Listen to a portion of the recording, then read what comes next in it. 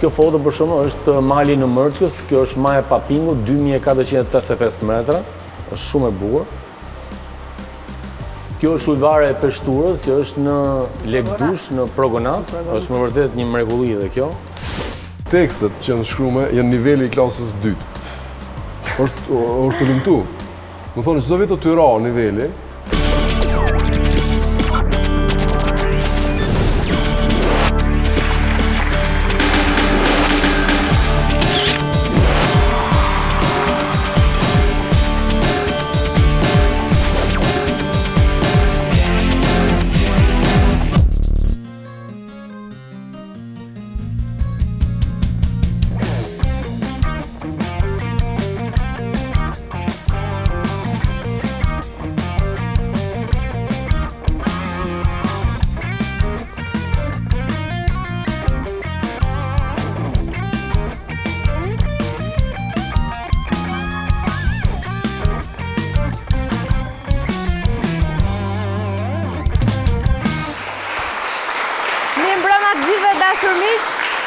Mirë se erdhët edhe në këtë të hënë të emisionit Surje, këtu në këtë studio, në kanalin të dhe në platformën e të gjithë shqiptarëve digital. Sonte në fakt do të kemi një puntat shumë të veçantë, do të kemi sa personazhe shumë interesant. Për faktin sepse janë figura që ju i njihni më së miri dhe jo vetëm kaq, po edhe i doni, edhe i ndiqni. Por kjo puntat sonte nuk do të jetë speciale vetëm për këtë arsye, por edhe sepse është e fundit për këtë sezon e emisionit Thurje. Dhe me qënë se mbyllet një sezon televiziv, ndërkohë që të gjithë planifikojmë të hapim sezonin veror, të planifikojmë pushimet, edhe ne sonte duam ta mbyllim me një temë shumë interesante, shumë verore dhe sigurisht me muzikë dhe me fest këtu në këtë studio. Ndërkohë pa humbur kohë, do doja që të ftoja atë që na ka shoqëruar për gjatë gjithë paneleve tona, kush tjetër, Castro Zizo.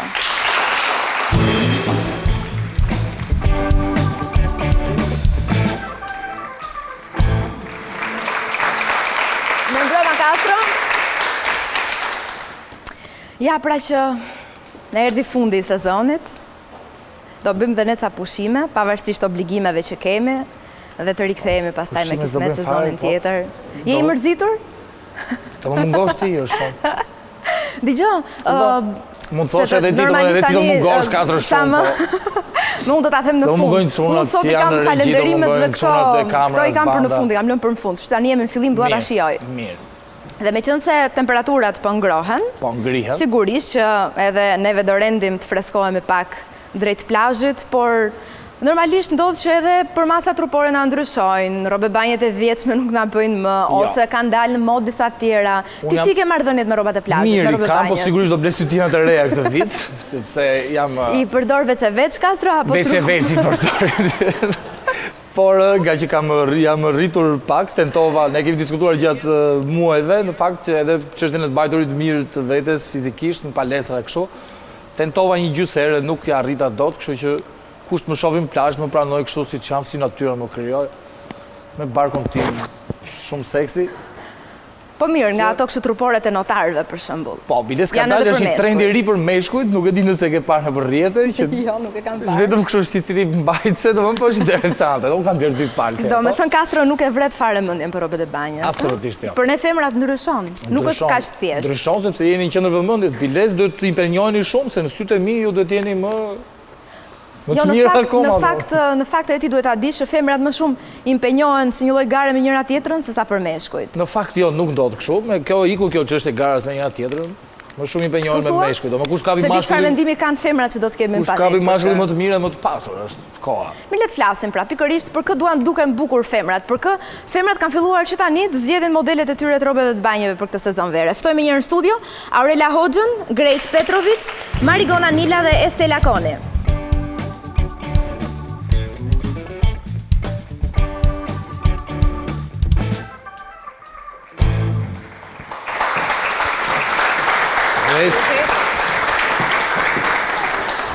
Mirë mbrëma, vajza ma zbukuruat studion. Bashkë me mua. Shqyqyr që erdhët ju bashkan gjitët Castro. Paneli me i bukur, ja kështu t'ishe gjithë viti me Jolida. Knaqe. Ja, kështu po rridhe kështu. Për t'i gjohë se filloj pak kështu si me një lloj polemike të letë me mua dhe Castron. Aurela dhe vajzat e tjera. Fakti që ne duam zgjedhim përpos veshjeve, tashmë jemi te periudha e verës dhe kemi synimin pak të robet e banjës që do të përdorim gjatë verës, Aurela. Ne vishemi më shumë për një lloj konkurrence me njëra tjetrën apo për t'i bërë përshtypje meshkujve? E di, konkurrencë nuk do të thoja, por na pëlqen gjithmonë komplimenti femra, na pëlqen gjithmonë kur marrim një fjalë të mirë nga femrat. Për ne është shumë e rëndësishme.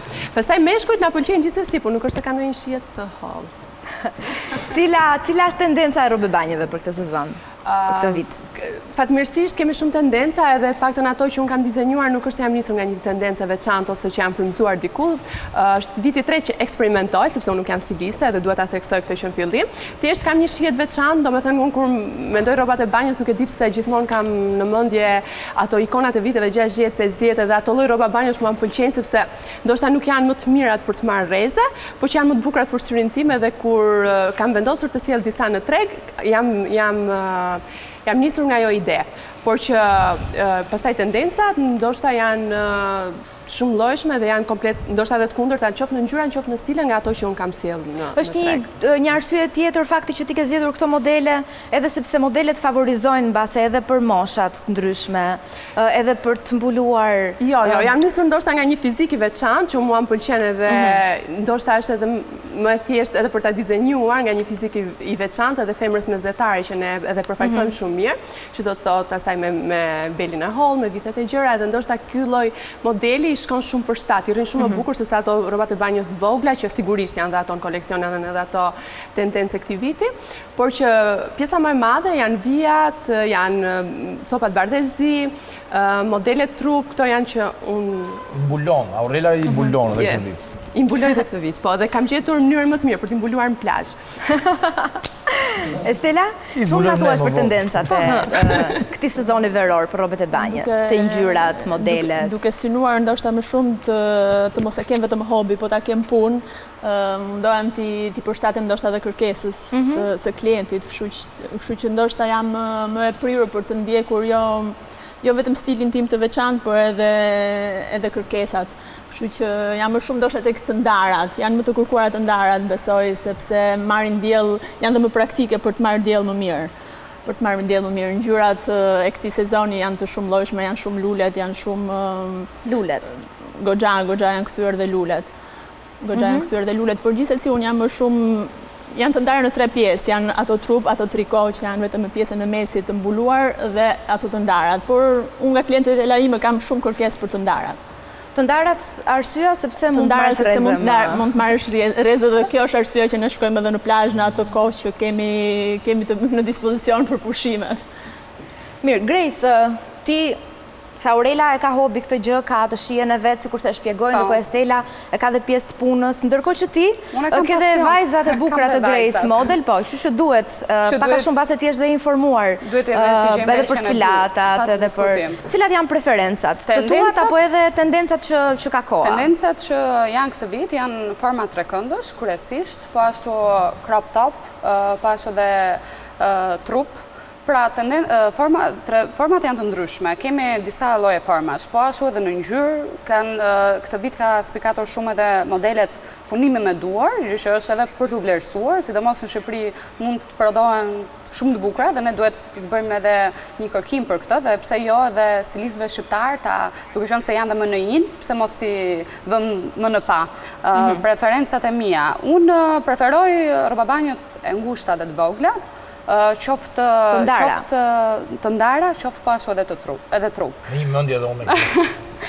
Pse, sidomos unë flas për trupin e një modele, edhe preferencat e mia personale. Trupi një modele nuk ka pse të mbulohet aq shumë, pa diskutim kur jemi edhe në plazh, ne jemi gjatë gjithë vitit të mbuluar, kështu që në plazh nuk ka. Nuk janë gjitha modele, Jo, prandaj po e ndaj. Për modele do preferoja prerjet e vogla, trekëndësh, dhe pjesën trupore dhe unë vetë e preferoj kryesisht në pas diteve, që dielli nuk është që i ke marrë mirë rrezet gjithë para ditën. Forma.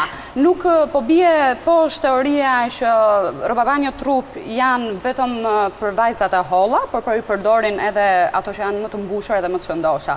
Po prapë unë nuk bie shumë dakord me këtë teori, sepse çdo njeri mendoj që duhet veshë ato që i qëndron më mirë me karakterin, mbulon defektet, pra ne këtu ka shumë të reja që gabojnë. Unë mendoj që duhet veshen ato që i zbulon më të mirën dhe të mbulojnë defektet. Jo se ka dalë moda që ne duhet dalë me crop top edhe ndërkohë është barku apo janë këto anësorët. Për këtë pjesën nuk jam dakord.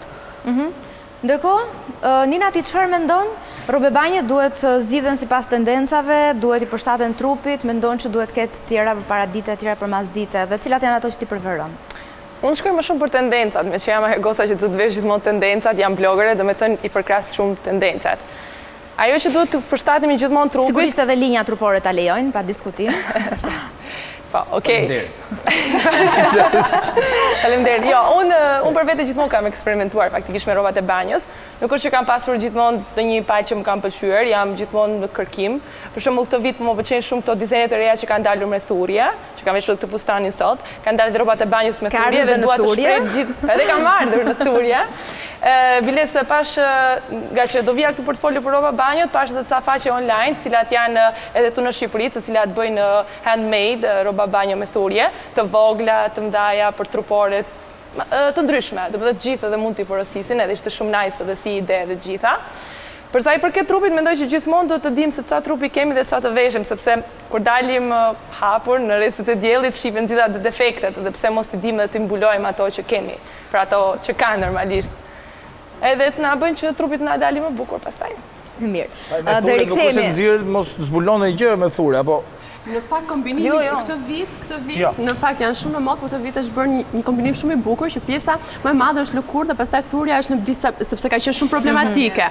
Domethënë sepse pasi del nga uji ato të kurren, nxjerron, ndot. Ndërsa tani është një kombinim me lëkurë që është shumë e bukur dhe pastaj pjesa e thurjes është e dukshme vetëm në pjesë anësore dhe tek rripat. Kështu që të jep idenë që janë e gjitha thurje, por realisht një pjesë e mirë e këtyre rroba banjo janë me lëkurë, që janë punuar sipër. Do të kemi flasur për momentalisht kemi edhe një pjesëtar tjetër që duhet ta pyes edhe Valonin për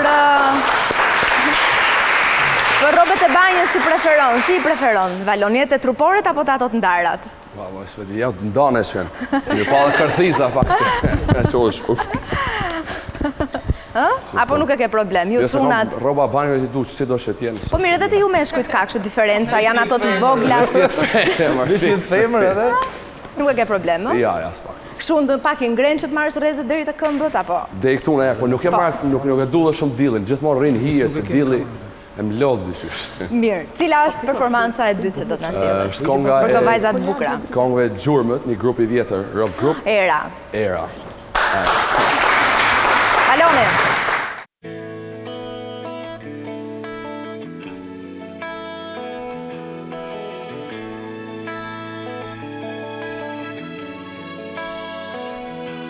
Sa herë e dëgjoj era nga larësit më belti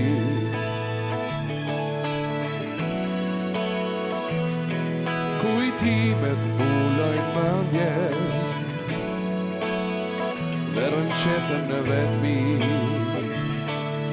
më duke të shoh ty buzëqeshjen tënë e zërin tënë mua mi sjell era shikimin tënë buzët e tua mi shëndrit pran vera më ec gadal dhe në poqjell si kur t'ishe zanë emrin tënë e dëgjoj mirë më duke të shoh ty.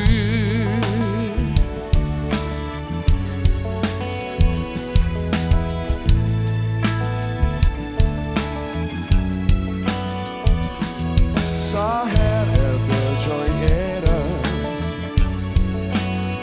nga largësit më delti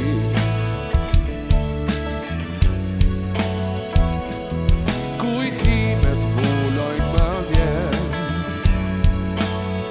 dhe rënqethem në vetmi më duke të shoh ty buzëqeshjen tënë dhe zërin tënë mua mi sjell era shikimin tënë buzët e tua mi shëndrit pran vera më ec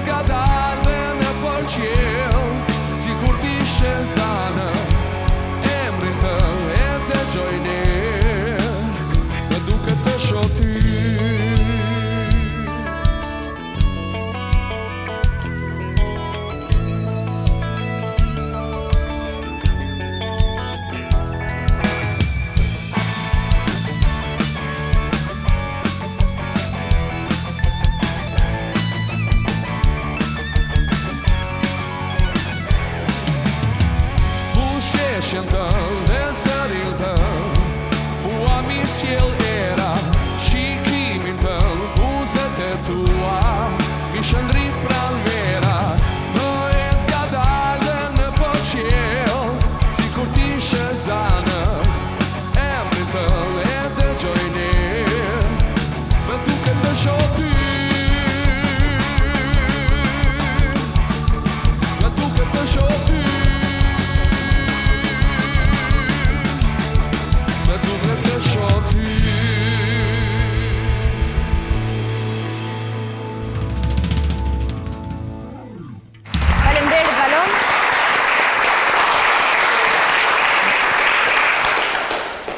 Estela, a ka ndonjë model të rrobave të banjës që ka qëndruar, i ka rezistuar kohës dhe ka qenë në çdo moment le të themi? Po, ndoshta nga që nuk është që mund të luajmë shumë në modele, sepse pak modele luajnë. Në treg dhe ne i propozojmë të gjitha modelet çdo vit. Ne luajmë në ngjyra, në tendencën e ndallojmë me ngjyra të ndryshme.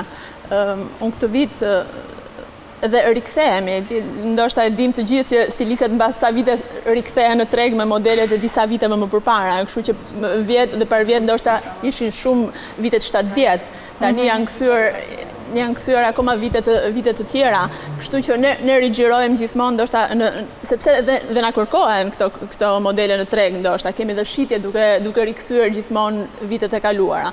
Por qëndrojnë në treg gjithmonë dhe veshje trup për arsye të ndryshme, se njerëzit ndoshta ndjehen rehat, disa grup mosha apo disa trupe ndjehen dhe rehat me veshje trup sepse mbulohen deri diku. Veshjet e ndara, ndoshta ato që janë të ndara më shumë kanë një treg tjetër, një treg më të ri, një treg që duan të... Ajo që duhet të thoja nuk ka asnjëherë zgjedhje të reja, janë ato që ngelen gjithmonë, thjesht vjen një detaj i vogël.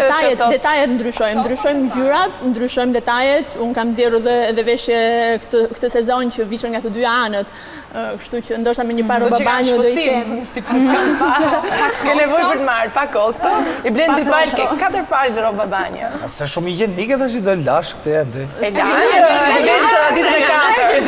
Ndoshta e vesh të nesër nga ngjyra tjetër. E marrë në shumë. Është dhe pastaj Shihen që kemi një rikthim të viteve 40 dhe 50, pra që janë edhe ato truporet, po ashtu kemi rroba banjot fasho që quhen, pra recipetat e fasho dhe trekëndsh, por ajo që mbetet pra deri diku rikthim janë rroba banjo trup, që i përkasin viteve 40-50. Mendoj që pashu në asnjëherë nuk dalim nga ngjyrat bardhë dhe zi, nga kjo lloj kornize, si klishe, patjetër. Ne këtë vit kemi një rikthim të bardhës dhe zezës në disa forma, qoftë në pika, qoftë në vija, si marinar, po ashtu edhe në pjesë të ndryshme. Përpos atyre që thamë ne që janë thurjet, apo lulet që janë... Tek meshkujt kemi... Shumë interesante lulet tek meshkujt, kanë janë 2 vite që janë vërtet. Më e mira është që meshkujt shqiptar kanë filluar ta kuptojnë se si janë rrobat e banjës. Që do me them mos na dalim më me brek në plazh. Kush me ato të holla me zlipë, po? Ato nuk vishin. Ato nga shumë dalur. Do mund na krijonit në një atmosferë pak shumë interesante për sa bukuroshe që do të vinë tani këtu, jepini. Mira, shëndet.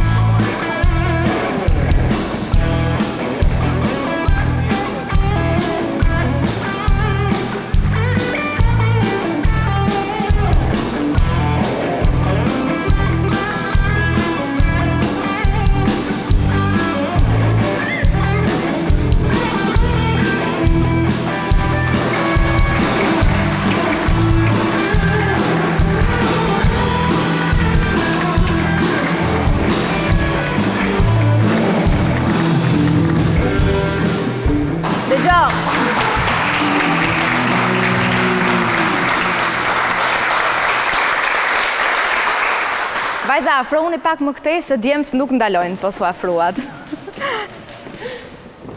Faleminderit shumë e para punës për sfilatën tuaj. Tani dua t'ju pyes me radhë emri?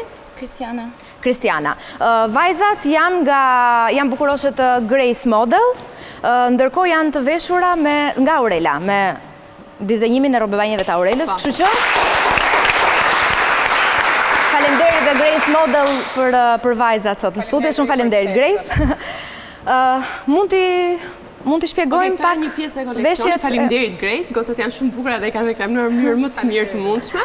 Në fakt, si që shikoni, një pjesë që unë kam sjellur janë, si thash, bardhëzi me vija, është ajo kuqja me shkëlqim, që gjitha këto, po t'i shikosh në një moment, po të kesh bardhëzi të gjithë ekranin, të kujtojnë patjetër vitet 50. Me thënë dhe qoftë modeli, qoftë kjo copa këtu e kombinuar, kështu copa e kuqe, e para të lutem, a mundem pak vetëm për të detajnë këtu anët.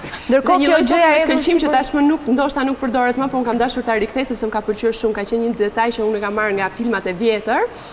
Dhe janë këto veshje banë që mua më kanë ngel qoftë nga fëmijëria, më kanë ngel në mendje, edhe që gjithmonë dua t'i sjell. Një pjesë e mirë janë këto, sigurisht ka edhe rroba banjo trup, të ndara, trekënd që mund të marrësh në gjëra gjitha, por një pjesë e mirë sepse thash unë i bëj për pasion dhe janë një numër shumë të limituar. Sonte i ke zgjedhur të treja trup.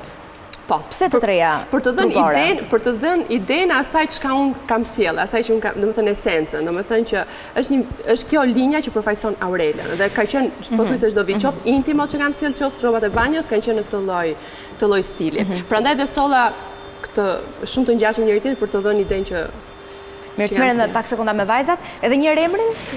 Kristiana, cili është modeli i preferuar i të rrobe banjeve? Është ky që ke veshur apo ke ndonjë preferencë tjetër? Më pëlqejnë këto trupore, më pëlqejnë edhe ato të punuara me dorë. Edhe ato me dorë, me pak lëkurë, sikur të tha dhe Aurela?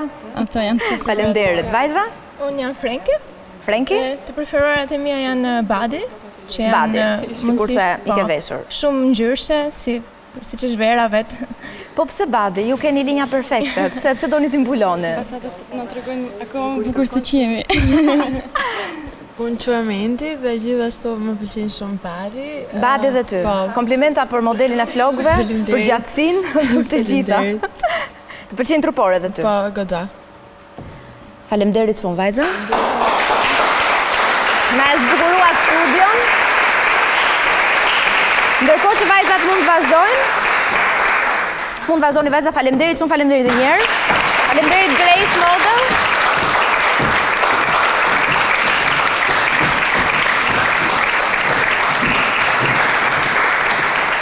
Grace, duket sikur tek agjencia jote Grace Model, duket sikur vajzat sa vinë dhe bëhen më të bukura. Me çfarë ju sheni? Shpresoj, është e vërtet, në fakt, ndonjëherë në një moment, se ne bëjmë në janar, bëjmë 5 vjet që është hapur Grace Models, dhe në një moment thua, më duket se nuk kam, shqiptarët nuk janë shumë të gjatë, pastaj bie një moment qetësia, pastaj kur ti sheh një flus, ose kur ne kemi periudhën e regjistrimeve, sheh që ne kemi vajza shumë të bukura, shumë të gjata, mbi të gjitha janë shumë të bukura, edhe ato që mbase nuk kanë gjatësi shumë të madhe, por janë vajza me trup dhe me fytyrë shumë të rregullt. Nina, a ka një model rrobe banjësh që ti e mban gjithmonë, nuk e ndron asnjë sezon? Atë po i thoya që para Aurelës. Kam rroba banjësh që dalë për të marrë rreze dhe pastaj në bazë dite kam nga ato fashion që mund të jenë me teksturë të ndryshme, po duhet të jenë gjithmonë trup ose me një prerje pak më të veçantë, që dua të tregoj dhe stil edhe për të bërë atë foton e lezetshme për ta hedhur pastaj në Instagram, po. Gjithmonë kam pasur për rrobat e banjës të mia, gjithmonë kanë qenë gjithmonë ja 2 palë rroba banjë trup dhe të tjerat kështu të vogla. Këtë vit kam bler një palë shumë të bukura, të cilat janë me lule, rroba banjë trup me lule, shpinë e hapur mbrapa dhe gjitha kjo kështu si me fije që është tregon e hapur, që dolën dhe ato bluzet në tendencë, tani kishin dalë dhe rroba banjë, që më pëlqeu shumë detaji atyre lidhseve, që edhe mund t'i lidhësh dhe mund ta lësh çiksi të hapur. Mezi po pret që ti veshësh, filloj. E ke filluar plazhin e pak shumë, një rrezë të lehtë. Mos më duron në një palë. Mendoj ti dorë ato të kuqes është e gjatë dhe kush mund të më reklamoj më mirë. Ja, bën gjitha. Castro po bëhet xheloz tani. Castro. Unë jam shumë kurioze të di që edhe meshkujt e presin me kaq kënaqësi sezonin e verës për të veshur rrobat e banjës apo për ndonjë arsye tjetër. Jo, Castro tani që i sugjeruat ju këto me lule, mezi po e Castro. Po, se si... Çfarë lule zakonisht përdoren? Se lule është e kaktusi. Po edhe me ato përdoren, në rëndësi ka të përdorës një lule. E kuptoj, po i vënë në vëndin e dorë dhe kaktus. Jo, dëndoj si që vendej. Po ndërkohë ty si të pëlqen të shohësh femrat, me çfarë lloj rrobe banjësh? Mua më intrigojnë shumë se jam shumë që jam, themi, nostalgjiki... Atë të doli kështu të tash. Qefli do thoshe. Nostalgjiki dhe kinemazi dhe 50-60 dhe ky, do më thënë, të 3 modelet e ardhura nga Aurela, me veshjeve të Aurelës, edhe komplimentet e Grace për agjensinë dhe vajzat e mira që ke, i më intrigojnë shumë, sepse në një moment apo i tjetër femra do të zhvishet, e kupton? Do më thënë, do vi gjithmonë një momenti që ajo do të zhvishet. Po, le tjetë prapë edhe aty në plazh që të intrigojnë pak më shumë, do më thënë, tjetë... Sepse të gjitha më është bërë, do më thënë, ky modeli, pavarësisht që janë dhe ky modeli ndarë, se nuk e di këtu edhe këtu, por që gjithsesi më intrigon më shumë, themi, ky modeli që erdhi, ky modeli. Janë quajtur dhe femrat më seksit atyre viteve. Kanë qenë format, ka qenë mënyra se si ato visheshin, edhe mënyra se si ato zhvisheshin. Do të thënë ka qenë një lloj stili aq i bukur që mendoj nuk ka dalë kur nga moda, nëse ti mendon një femër seksi, është patjetër që të shkon mendja tek ato vite. Mënyra se si është ofruar. Domethënë këtë baladin si quhet, jo çdo femër mund ta veshi, kam shumë. Mendoj që më shumë ka veshi, po jo gjithave ju ri bukur. Do t'i shkonte, pra, po sigurisht, se gjithë mund veshin e kaktus, po... Se që njeriu të gjej atë që i shkon më mirë, megjithatë mendoj që një femër sensuale gjithsesi...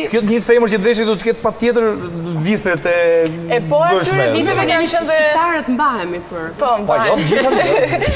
Po atyre viteve kanë qenë dhe rroba banjët, pjesa e poshtme që është e gjatë, me brezin lart dhe një pjesë e vogël lart. Këtë do sepse nuk përmend ky model. Edhe ato... Jo, ato ishin vitin e kaluar. Vitin e kaluar, biles disa problem ka qenë ajo pjesa kur i visha unë ato dhe shkojnë në shtëpi pastaj s'ke rrezë dielli fare të pjesa e barkut, ishin shumë të larta. Ishin goxha të larta. Është një lloj detaje që ty edhe ato që nuk e kanë këmbëll shumë të gjatë, ja tregon edhe më edhe shumë më të gjatë. Tregon më të gjatë. Janë futur shëvjet në linjë, por edhe këtë vit vazhdojnë të jenë, madje këtë vit kemi shohim disa detaje që i shohim edhe tek recipetat lart, që janë me 2 pjesë të ndara, pra me thurje këtu lart dhe pra janë me 2 pjesë, po ashtu edhe këtej shohim kryqëzime të ndryshme. Siç i shohim tek mbathjet, i shohim edhe tek recipetat, por që vazhdojnë të jenë ato që në akoma në treg, që tregojnë këmbën sa më të gjatë. Shoh që tendencat e vitet mbrapa ka qenë që të ishte një gjë holl, më duket se është zhdukur. Është zhdukur, po. Shqyr, ama.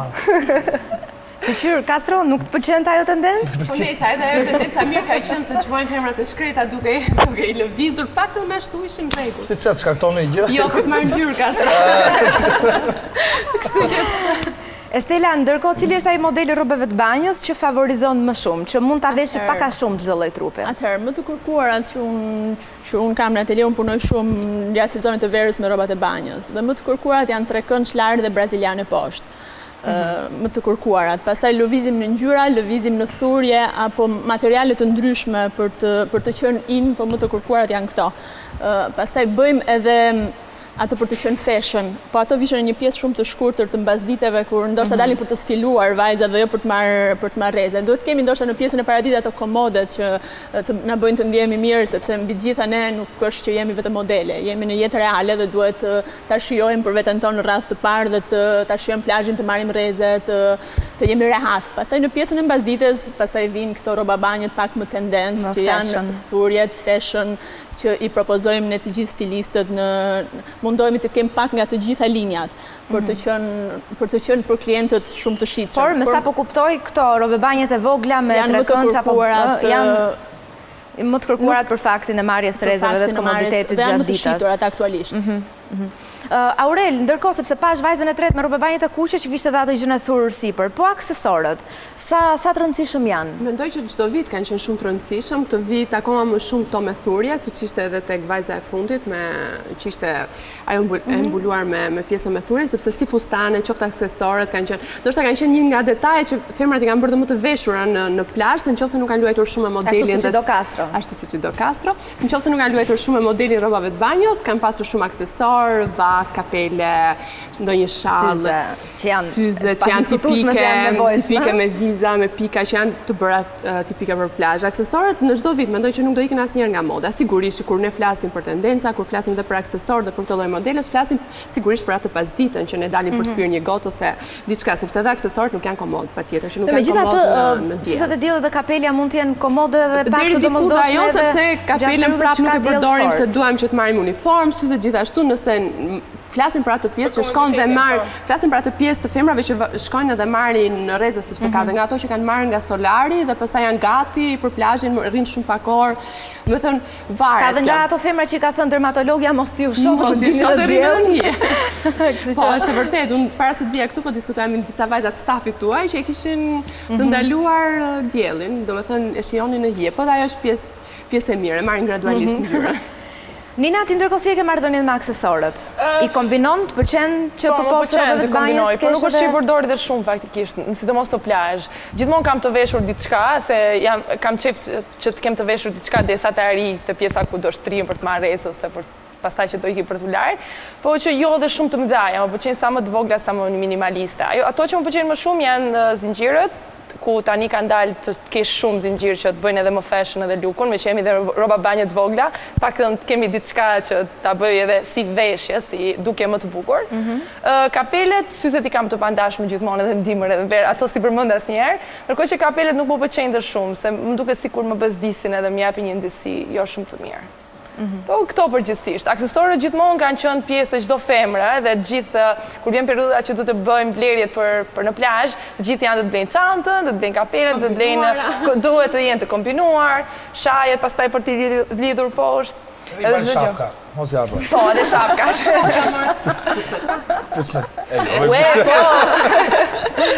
Po, shapka me kështu të larta mbas. Kastro, ti si ke marrëdhëniet me aksesorët?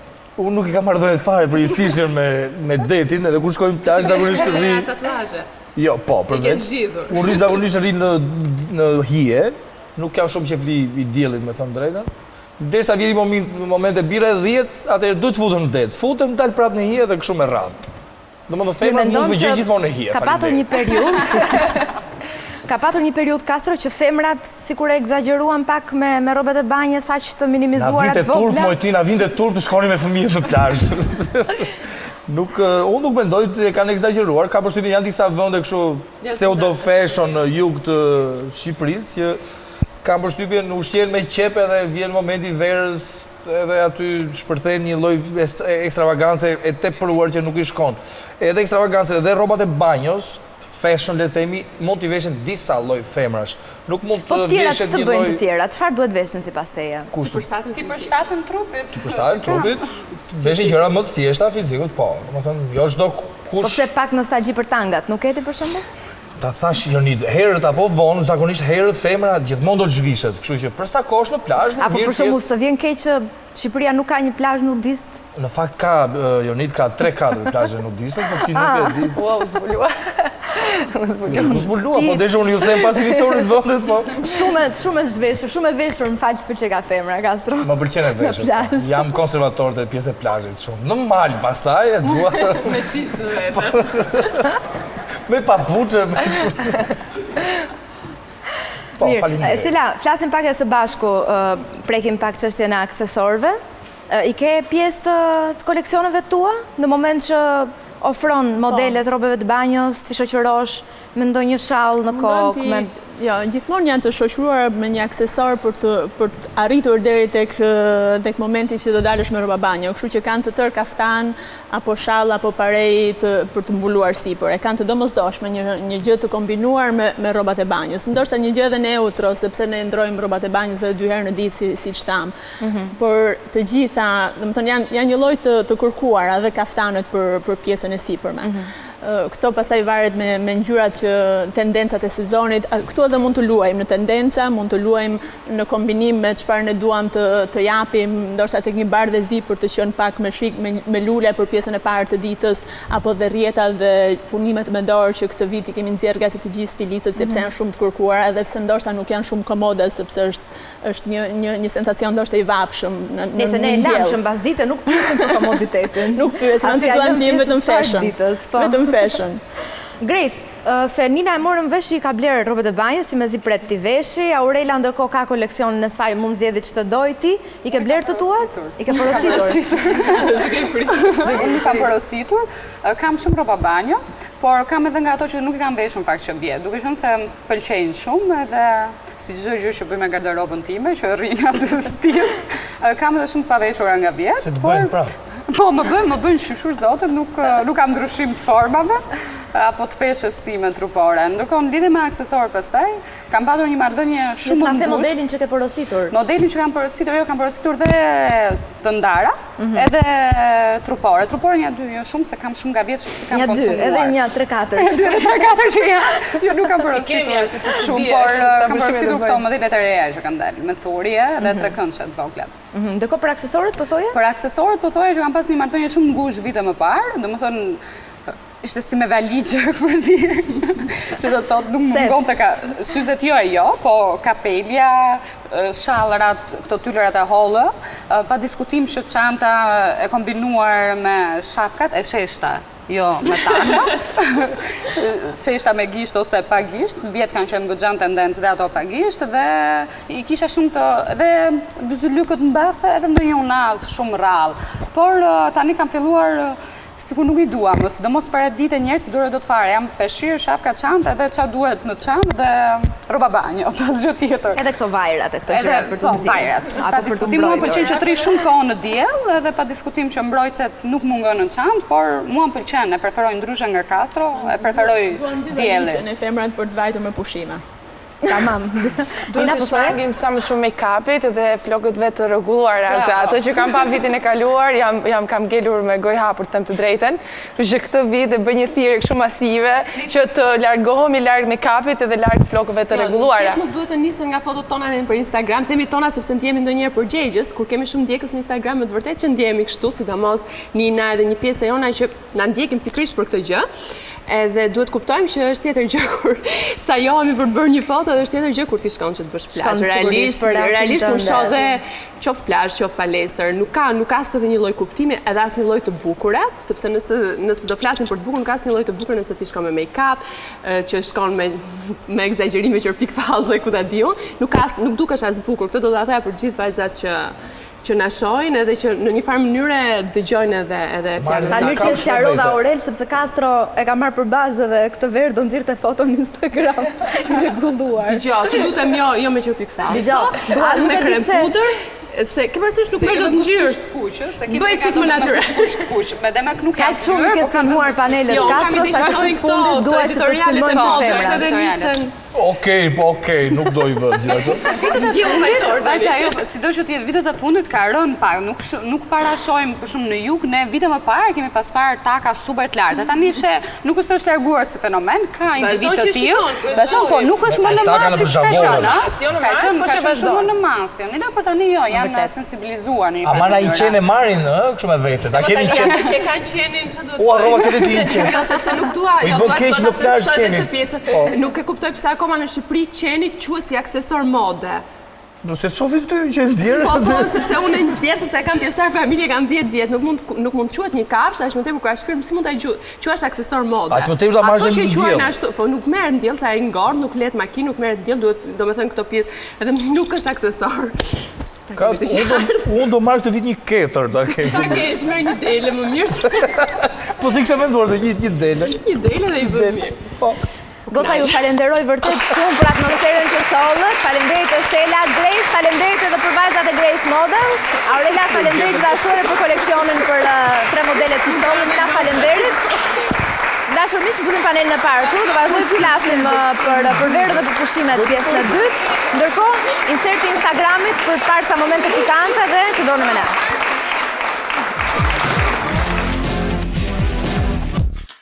Instagram vijon të mbetet trendi momenti dhe Instamania i ka përfshirë të gjithë. Personazhet të dashur për publikun ndajnë me miqtë e tyre virtual momente të bukura nga jeta e tyre e përditshme.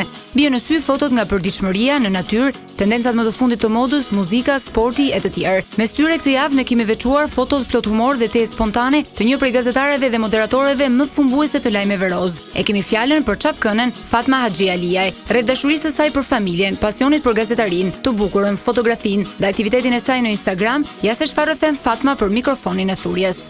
Në fakt, më futët në mendime, sepse unë se kisha vënre kur isha bërë pjesë e Instagramit, ose se kam vrarë mendjen gjatë, dhe tani po shikoj që foton e pare kam postuar në 1 prill të 2013, pas kam një 3 vjetë këtu.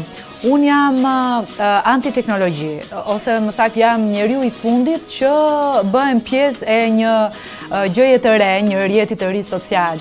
Në këtë rast ishte Instagrami dhe unë jam futur goxha me vonesë, pas shumë lutjesh, sidomos nga Ulona, ajo është njeriu i parë që më shtyn të bëhem pjesë e këtyre shpikjeve të reja, gjetjeve të reja, së fundmi mu bë morr edhe me Snapchatin derisa arriti më regjistroj vetë aty. Ato që hedh normalisht janë foto që mua më pëlqejnë shumë dhe që kanë një kuptim të caktuar për mua. Megjithatë, ato që unë do të veçoja janë sigurisht një foto e djalit, është një set fotografik që neve kemi realizuar sa po Kian ka ardhur në jetë tek Hera Kompani, me qenë se Rezar tash mikesha jonë dhe në fakt kemi bërë dhe setin e shtatzanis atje, kështu që ishte një rjedhoj ardhja e Kianit në jetë. Ky ishte i vetmi kolazh që unë vendos ta bëja publik. Nuk di çfarë them, është momenti kur ka ndryshuar jeta ime, kur ti e kupton që tani po jeton, ke një qëllim, ke një motivim kaq të madh për të ngritur në mëngjes, për të jetuar, për mos të dorëzuar. Sa herë që gjërat bëhen realisht të vështira, unë shikoj Kianin dhe them, s'ka asnjë gjë që të më pengoj, që të më ndaloj, sa kohë që kam një këlysh të vogël që vjen më përqafon, më puth fort edhe që shikon tek unë gjithë botën. E kështu tani mos bëjmë shumë sentimentale se filloi e qartë, pastaj. Një tjetër foto që unë e dua shumë është kjo. Janë të gjitha lulet që unë kam mbledhur nga 10 vite marrëdhënie. Ne kemi datën 2 të çdo muaji, e kemi datën tonë dhe ka nisur me trëndafilat blu, që mi ka dedikuar partneri që në fillim të njohje, sepse trëndafili blu është një gjë shumë e veçantë, e rrallë dhe ashtu më shikonte. Dhe shpresoj të më shikoj akoma. Dhe në këtë mbajtse lulesh, unë kam koleksionuar të gjitha lulet e këtyre viteve. Aty ka dhe lule dielli, sepse është lulja ime preferuar, dashuroj lulen e diellit. Dhe prandaj dhe një nga kuptimet e emrit Kian është reze dielli, sepse dielli është jetë, është shpresë, është gjithçka. Besoj që do jem cakon në Instagram, dhe pse tani vëmendjen e ka marrë pak Snapchati, por nuk ja heq rëndësinë Instagramit. Më pëlqen që ata që kam aty dhe që më ndjekin kanë kuptuar filozofinë e faqes time, faktit që mua më pëlqen shumë shpesh të bëj humor dhe autoironi, dhe që e kuptojnë dhe i qëndrojnë lojës në të njëjtën mënyrë, me që mu dha rast në unë i përshëndes të gjithë ata që më ndjekin, mua, faleminderit që nuk jeni mërzitur akoma me mua, por përkundrazi, jeni shtuar. Jemi 53.3K për momentin dhe janë të gjithë të mitë, janë prej vërteti, prej mishi, prej gjaku, me flok, me gjëra. Asnjëri nuk është fake, nuk është një numër sa për të shtuar. Nuk e dua këtë gjë, nuk e kam bërë dhe nuk besoj që ta bëjnë në të ardhmen, sepse dua që ata që janë aty të jenë me të vërtet njerëz të interesuar për të ndjekur Fatmën dhe gjithë filozofinë dhe mënyrën se si Fatma e shikon botën, jetën dhe gjithçka. Dhe jo më kot emri im në account është sipas gjithposh Fatmës, për ata që akoma nuk janë në atë mbretërinë e çmendurisë time. Kjo foto për shumë është mali në Mërçkës, kjo është maja Papingu, 2485 metra, është shumë e bukur.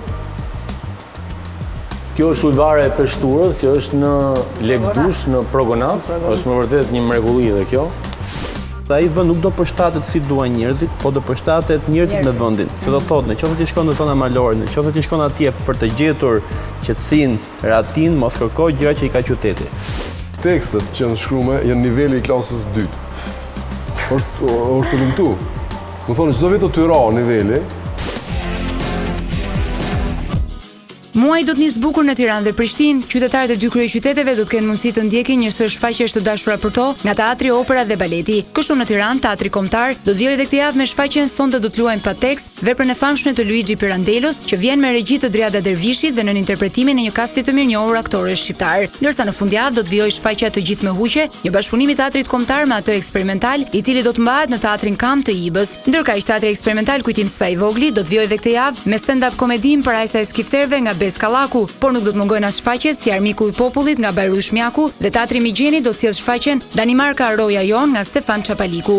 Në fundjavë voglushët do të mund të ndjekin shfaqjet mjaft të dashura për fëmijë, Peter Pan dhe Minions Snow Theme. Ndërkaq në Kosovë Teatri Kombëtar do të sjellë këtë javë shfaqjen Një burr mes dy grash me Arion Papagjoni dhe me regji të Ilirian Himajt, si dhe baletin mjaft të njohur Netët Arabe nga koreograf Pëllum Bagalliu. Ndërsa në Tiranë Teatri Operës dhe Baletit do të sjellë këtë javë baletin Kopelja me koreograf Ilir Kërnin, si dhe nuk do të mungojë as koncerti i ansamblit popullor me pjesëmarrjen e veçantë të violinistit Shkëlzen Doli.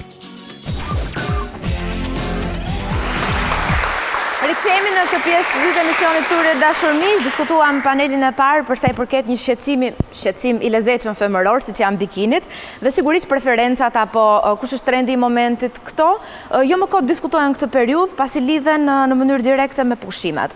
Dhe falë Zotit, Shqipëria ka një bregdet jashtëzakonshëm. Direkt mendja kur mendojmë për pushime na shkon Dërmin, Vlorë, Sarandë, Shëngjin etj.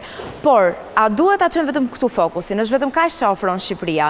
Mbase mund të flasim edhe për pushime malore apo të rendim drejt lumejve, liçeneve, qyteteve piktoreske etj. Pra çfarë ofron vendi ynë momentalisht për të pushuar? Dhe unë pa humbur kohë ftoj me njëherë në studio Ismail Hoxhën, Flora Xhemani Baba, Sokol Kongoli dhe Fation Plaku.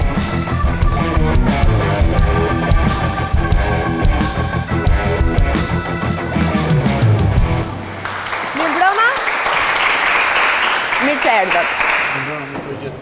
Ismail, sikurse të bëra hapjen e këtij paneli, pra gjithmonë fokusi jon shkon drejt plazhit. Domethënë kur vjen vera, gjithë mendojmë detin, mendojmë jo vetëm jugun, aty ku kemi mundësi të pushojmë dhe të bëjmë plazh, por a është vetëm kjo ajo që ofron Shqipëria?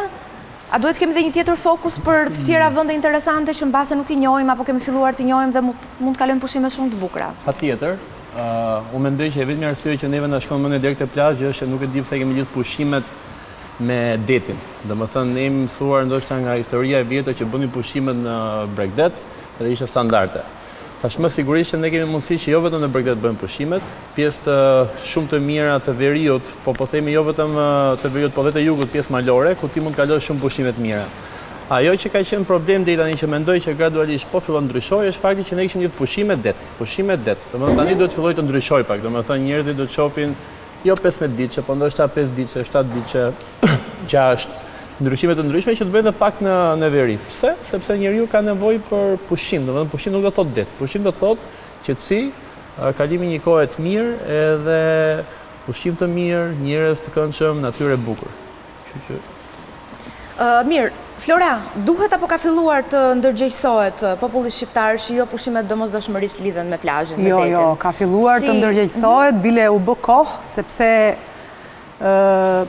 Ismaili me klubin e tij duhet ta di më mirë këtë gjë, se sa është rritur trendi edhe se sa është shtuar fluksi i njerëzve që pushojnë në natyrë. Pra jo domosdoshmërisht kur themi pushime duhet shkojmë në det, por pushim do të thotë të pushosh.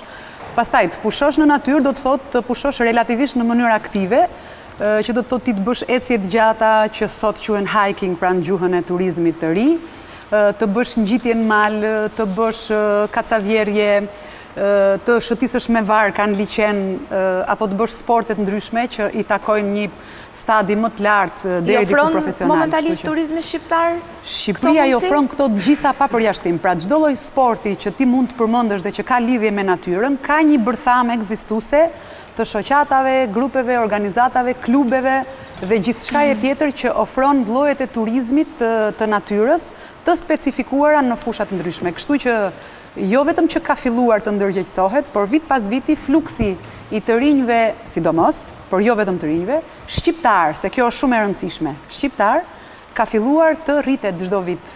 Pra ata që frekuentojnë dhe preferojnë natyrën në vend të plazhit. Ndërsa ju Sokol si e shihni këtë kulturën e të pushuarit momentalisht në Shqipëri dhe për shqiptarët?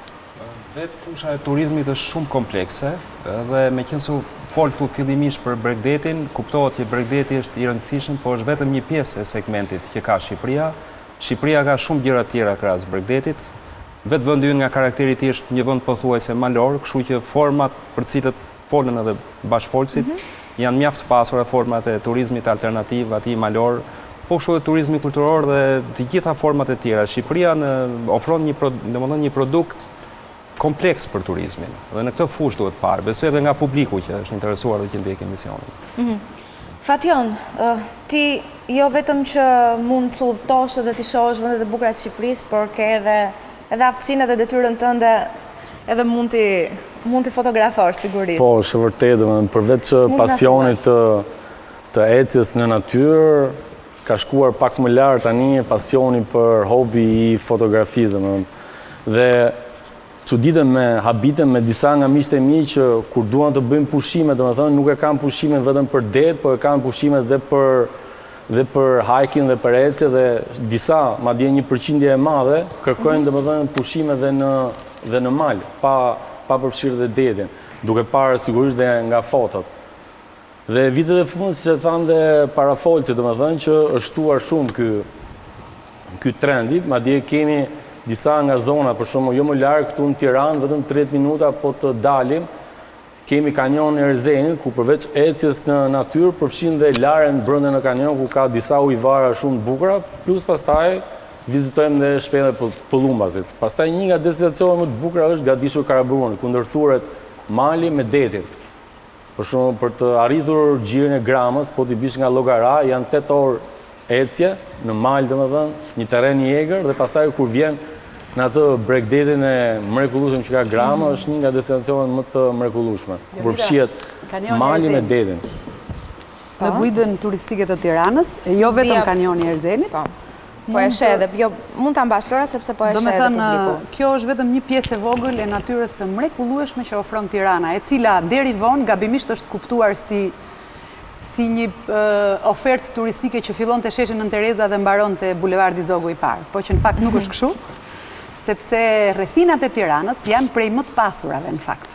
Edhe jo më kot i kemi ofruar në një guidë turistike, fotot e Fationit faktikisht nuk tregojnë vetëm Tiranën, tregojnë gjithë Shqipërinë edhe ne si botues turistik mendojmë që promovimi i turizmit shqiptar është pasuruar mjaft vitet e fundit me fotografitë e Fationit, të cilat fatmirësisht mund t'i shohi jo vetëm Shqipëria, sepse interneti ta jep këtë mundësi, por me qenë se po flisnin për rrethinat e Tiranës, ka një larmishmëri të papar, liqenesh, lumenjsh, shpellash, karstike, ujvarash, edhe gjithë pjesën që ofron pra turizmi malor ose natyra, mund t'a gjesh rreth përqark Tiranës pa që nevoja të shkosh më larg. Se sigurisht sa më larg që të shkosh, pastaj aq më bukur është, edhe sidomos në Alpe, por edhe në pjesën e malsive të Tepelenës. Është një mrekulli e vërtet. Kjo foto ishte në mali Këndravicës në Kurvelesh. Kështu që... Po dhe është mirë për mund të për kur promovohen që edhe gjithë shqiptarët dinë se ku mund të planifikojnë për të parë vendet bukura dhe për të kaluar, për të pushuar disa ditë. Do i rikthehemi sigurisht edhe një herë vendeve të bukura që mund na ofron Shqipëria për të pushuar. Valoni, nuk di ti çfarë preferencash ke? Edhe ti je i prirur drejt Bregdetit? Jo, më shumë më pëlqen, për qytetin pëlqen më shumë këto malet, bile kam qenë në Bjeshkën e Junikut, në Rogov, në Boge, kam qenë edhe liçenin e Fierzit që ishte që pa këto shumë peizazhe bukur, më thua Tragetin që është. Gjeravic ke qenë? Po. Është maja më e lartë në Junik. Po, nuk kam qenë fare në maja, më kanë të stastane që i kaj shokët. Mirë, Valon, ndërkohë, Sweet Home Chicago Blues Brothers, me këtë kongë Sweet Home Albania me këto bukuri që kemi. Shumë mirë. Valone.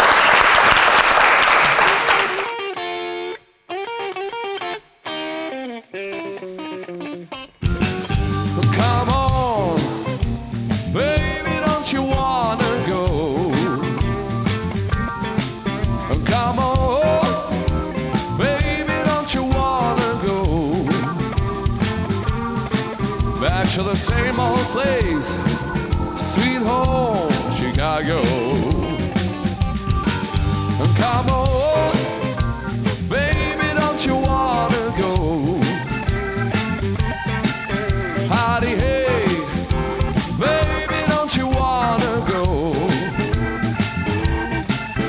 Back to the same old place, sweet home, Chicago. Well, 1 and 1 is 2, 6 and 2 is 8. Come on, baby, don't make me too late. Howdy, hey, baby, don't you wanna go back to the same old place, sweet home, Chicago. My little keyboard, Delary.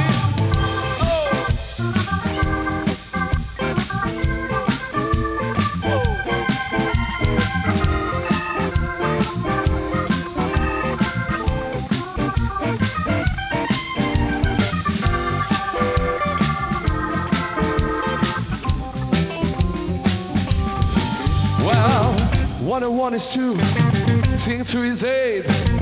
Come on, baby, don't make me too late. Howdy, hey, baby, don't you wanna go back to the same old place, sweet home, Chicago. Come on, baby, don't you wanna go? All right, come on, baby, don't you wanna go back to the same old place, sweet home, Chicago. Mama, the guitar, Cody.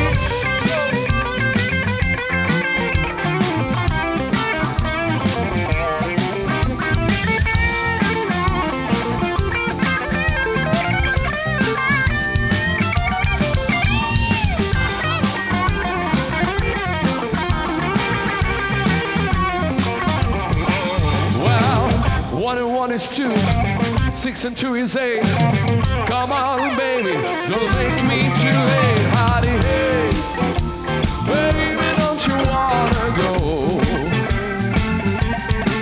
back to the same old place, sweet home, Chicago. Oh, come on, baby, don't you wanna go?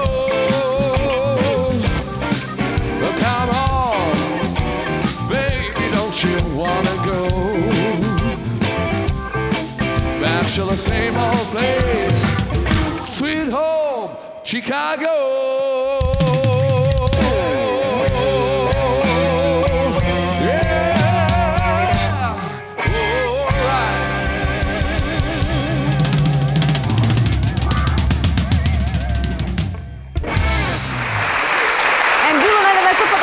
Valoni.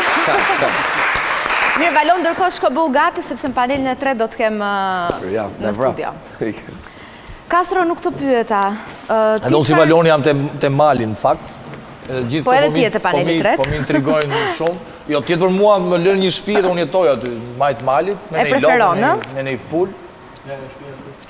Aty fix, do ishte perfekt. Po mirë, pse për shumë nuk e investuar ta kesh një tillë, me që në fakt të tregojmë si që sepse kemi folur për gjithë, po malin e Tomorit në fakt nuk e prekëm, edhe unë shkoj shpesh, të paktën 2-3 herë në dikur shkoja kur për të gjuajtur, por tashmë me këtë memorandumin e rinë ne nuk mund të gjuajmë, megjithatë e blejmë një kecë edhe ham aty në majtë malin Tomor. Tomori është një ndër malet më të bukura që Shqipëria ka. E bën këtë gjatë verës? Edhe gjatë dimrit bilesi është akoma më e bukur, domethënë ndihesh ku di unë janë ca gjëra shumë të vogla të jetës që ne i kemi anashkaluar duke na marrë kjo themi fast food i jetës që ne bëjmë në qytet, po sikur të pjekësh apo të zjesh një patate në kushte primitive aty në prush apo ta bësh atë mishin ashtu dal nga dal ose gjithë ato prodhime të bio aty në një. Mirë, po flasim si po ham, si të ham shëndetshëm, po flasim si ka pushimin. Në një shtëpi majt malit e mbuluar me borë ose kur zgjohesh nesme që ato mundet e vogla për të hapur borën për dal nga shtëpia.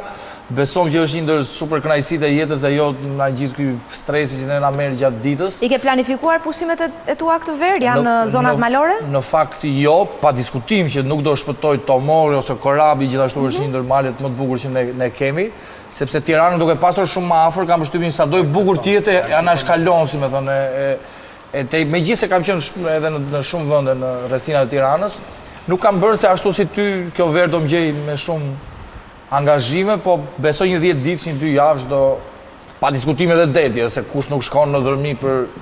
Nëse sikur se Ismaili tha që pushimet mund të jenë të organizuar edhe me një fundjavë, apo 2 ditë, nuk është të thënë që të jetë një blok dhe kështu viziton ke mundësin që të vizitosh edhe më shumë vënde, Ismail, apo jo. Dhe për posë kësaj, na flit pak edhe për çfarë do thotë jesh një antar i një klubi me aktivitete natyrore, ndalim edhe pak të kjo pjesë. Paraprakisht duhet të më tregoj trendin, domethënë, ose të bëjmë një retrospektiv. Fillim fare ishte shumë e vështirë që ti t'i bindje njerëzit që të shkonin në veri. Domethënë, kur më kthem veriu, nuk e di pse më shkruaj dhe mua tash një, kështu që është pushim e mali.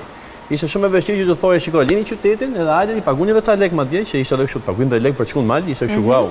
Tani ka ardhur koha që jo vetëm që është shumë e thjeshtë për t'i bindur, domethënë, po fatmirësisht edhe tregu është më i ngopur, domethënë që ka më shumë operatorë që e bëjnë këtë gjë, dhe secili një person të paktën e ka një qëllim që duhet shkojë ta bëjë diçka. Tash ti themi të drejtën, edhe Facebooku me Instagramin ndikon shumë, se bëj një foto të bukur atje, ktheu këto ato fotot e facionit për shembull, në moment që postohen ku është, si është, pse është, kur do ikim, si do ikim, pamje të tilla siç janë videot për shembull, janë fantastike. Çfarë po ndodh? Po ndodh që në fillim shkonin me fundjava. Tashmë po fillojmë po shkojmë me pak më gjatë. Domethënë po mundojmë që nga një ditë t'i bëjmë 2, nga 2 t'i bëjmë 3, nga 3 t'i bëjmë 4. Tani ka dhe njerëz që thonë që shiko, a mund të bësh një program për 5-6 ditë? Për shembull, sa për të shpjeguar një detaj është që vërtet është gjuna që nuk e njohim. Besoj ose Fation jam i bindur që e ka akoma më shumë se ai merret apo sa fatë me fotot. Kur ne postojmë fotot e faqja, pjesa më e madhe thonë pse mashtroni nuk janë në Shqipëri. Domethënë vjen deri këtu që thuhet jo, nuk është ajo që nuk njohim. Ju gënjeni sepse kjo foto nuk është në Shqipëri. Ke parasysh ti duhet të shpjegosh që shiko, është këtu, shkohet këtu, sepse ka dhe një gabim shumë të madh mendoj unë në formë se është gjë që vjen normal. Domethënë fillim njeriu fillon lëviz, pastaj merr pak informacion më tepër, sepse nëse ti do shkosh në një zonë është mirë që të informohesh ku do shkosh. Do shkosh në thet po themi, duhet të shohësh kishën, kullën e ngujimit ose të pajtimit siç është realisht, do shohësh syrin e kaltër, do shohësh ujvarën, do shohësh kanjonin. Po nëse ti shkon atje dhe rri i ngul brenda vetëm të shtëpia, sigurisht që do shohësh shumë pak gjëra. Tani mendoj që ka ardhur koha, ne vjet tentuam për herë të parë një paketë me 6 ditë pushime. Në veri, sigurisht që ishte edhe një në jug, ajo e jugut është më e suksesshme. Konkretisht, si është kjo paketë? Kjo paketë është që kemi munduar që të fusim komplet pjesën e zonave malore që ne mendoj që kemi ndër më të bukura të paktën në Shqipëri, duke pas parasysh raportin e kohës edhe rrugës, sepse kemi parasysh që destinacionet janë afër si kilometra, po larg si kohë, sepse është rruga jo gjithmonë e përshtatshme, por paketa fillon nga Tirana. Nga Tirana bëhet një ndalesë në pjesën e Rëshenit. Ajo është më shumë për çështje kohe, plus që është një zonë shumë e bukur për të eksploruar, është Maja Velës. Pastaj shkohet në Lur, qëndrohet një natë në Lur, shikohet Lura bashkë me liçenet, ku duhet të theksoj këtu që gjithë njerëzit thonë që Lura është shkatruar, sigurisht që është shkatruar ndërtu, po pra vazhdon të jetë gjë shumë e bukur. Për ata që s'e kanë pa, sigurisht që është gjë shumë e bukur, për ata që e kanë pa të gjelbëruar, po themi dhe e shohin tani e kuptojnë që është shkatruar, po prapë mbetet një destinacion vërtet shumë interesant. Pastaj nga aty kalohet në pjesën e Valbonës.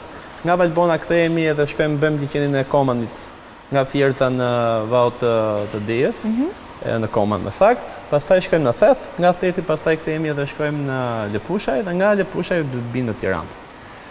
Janë që ti të shohësh komplet zonat e malore të Veriut. Sigurisht që sinqerisht për ato që e kanë bërë janë vërtet perla. Qoftë nga pamjet, qoftë nga mikpritja, qoftë nga ushqimi, qoftë nga karakteristikat që kanë. Në fakt, këtu doja ndalesha pak Flora, pasi sigurisht që këto vende ofrojnë në pamje fantastike natyrore, por të shkosh me pushime do të thotë edhe mos ta vrasësh mendjen për ushqimin, për akomodimin. Kemi ecur, jemi zhvilluar në këtë pikë. Po, pa dyshim, kemi ecur. Turizmi shqiptar në këto vende? Bile kemi ecur pak më shumë se ç'duhet në disa zona që janë zhvilluar te i mundësive të veta, si që është fjala vjen Valbona, që duke qenë se u bë dhe rruga, ishte më e thjesht për shembull dhe është vazhdon të jetë më e thjesht për të shkuar fjala vjen për një fundjavë në Valbon, se sa për një fundjavë në Theth që ka akoma një segment të pa asfaltuar, dhe kjo, për fat keq, mund të rrezikojë të kthehet në një bumerang, sepse fluksi i lartë, mbaj mend që në një emision Ismaili thoshte për dërmiun që oferta është e vogël dhe kërkesa është e madhe, prandaj ndodh që një dhomë shkon 150 euro, sepse nuk e kanë fajin hotelet, po e kanë fajin njerëzit që duan të shkojnë gjithë në dërmi.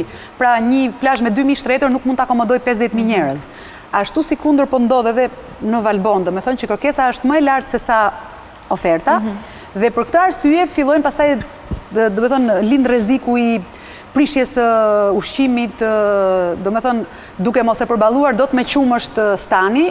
Ata do shkojnë blejnë qumësht në dyqan, djathrat po kështu, ushqimi po kështu, mishi po kështu. Pra, masiviteti do të shojë edhe në masivitet ushqimi, gjë që faktikisht nuk duhet të ndodhi dhe unë po përfitoj nga rasti që ta them këtë gjë publikisht për gjithë bujtinat, hotelet, komplekset, jo vetëm në Valbon, po në Theth dhe kudo në Shqipëri, sepse faktikisht sekreti dhe vlera qëndron pikërisht këtu. Në qoftë se njerëzit ngrihen nga Tirana ose nga kudo qoftë për të bujtur një natë në Puk, në Korab, në Theth, në Valbon, në Lur, ata shkojnë atje për atë qumshtin e freskët të stanit, për djathin e mirë, për mazën e zime, edhe për gjithë ushqimet e tjera që ofron, pra bjeshka, por ama pa i përzirë, sepse ne qumshtin me kuti e kemi në Tiranë dhe nuk kemi pse të shkojmë tapim në Alpe.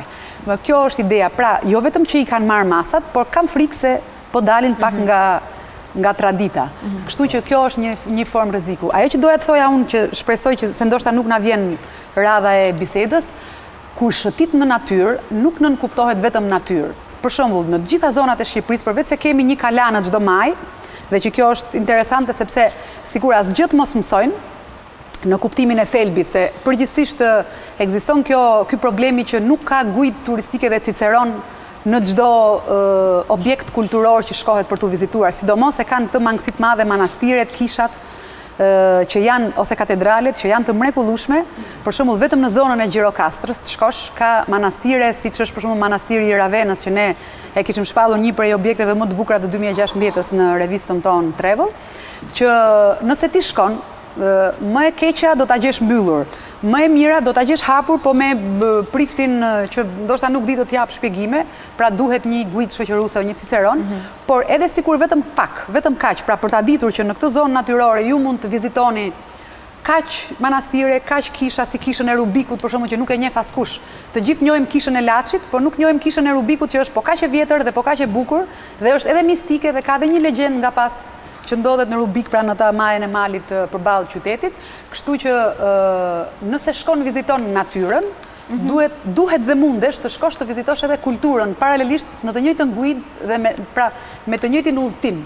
Ti mund të përfitosh në disa fusha, pra një gastronomin, një kulturën, një natyrën. Sokol, duke marrë parasysh edhe çfarë është thënë deri tani, ti kë quan ato pikat më të forta të turizmit shqiptar dhe kë konsideron ato më dobtat që duhet ndryshohen? Besoj që Shqipëria paraqet një sër avantazhesh, nëse do ta krahasojmë me vende të tjera. Në radhë parë Shqipëria ka një akses ose hyrje mjaft të përshtatshme, po flas për të huajt në këtë aspekt. Vendi ynë për fat mirë ndodhet në kryqëzimin e rrugëve, ndodhet në Evropë, është fare pranë destinacioneve më të rëndësishme outgoing që i quajmë ne. Shqipëria është fare pranë Gjermanisë, është fare pranë Britanisë të Madhe, është relativisht afër vendeve skandinave, afër Rusisë, pra është një destinacion i afërt. Duke qenë në rrugë, Shqipëria gëzon këto lloj përfitimesh nga të qenurit në rrugët turistike. Është një faktor klimaterik mjaft i mirë. Shqipëria, këto flitet për turizmin malor, turizmi malor mund të zhvillohet gjatë, sikurse edhe turizmet e tjera, po thuaj gjatë gjithë vitit, është një tregues klimaterik që të lejon mundësi që Shqipëria të jetë destinacion gjatë gjithë vitit. Vazhdon të kemi një mikpritje mjaft mirë dhe ne e konstatojmë sidomos në panajirat ndërkombëtare të turizmit ku ne marrim pjesë, dhe për fat mirë në të gjitha vendet ku Shqipëria shkon, paktën nga eksperjenca personale, si në Gjermani, në Angli, në Rusi, në vendet lindjes e tjerë, vizitorët të cilët vinë për herë të parë në Shqipëri kanë një përballje mjaft pozitive me popullsinë vendase. Uroj që kjo të vazhdojë, sepse është një vlerë mjaft të shtuar e turizmit shqiptar, impresioni i parë shumë i rëndësishëm turizëm. Ndoshta duke qenë që ne ende nuk parim të kemi një turizëm masiv, popullsia ende është e pashqetësuar nga turistët, ne duhet ta shfrytëzojmë këtë anë pozitive, ta valorizojmë. Ndërsa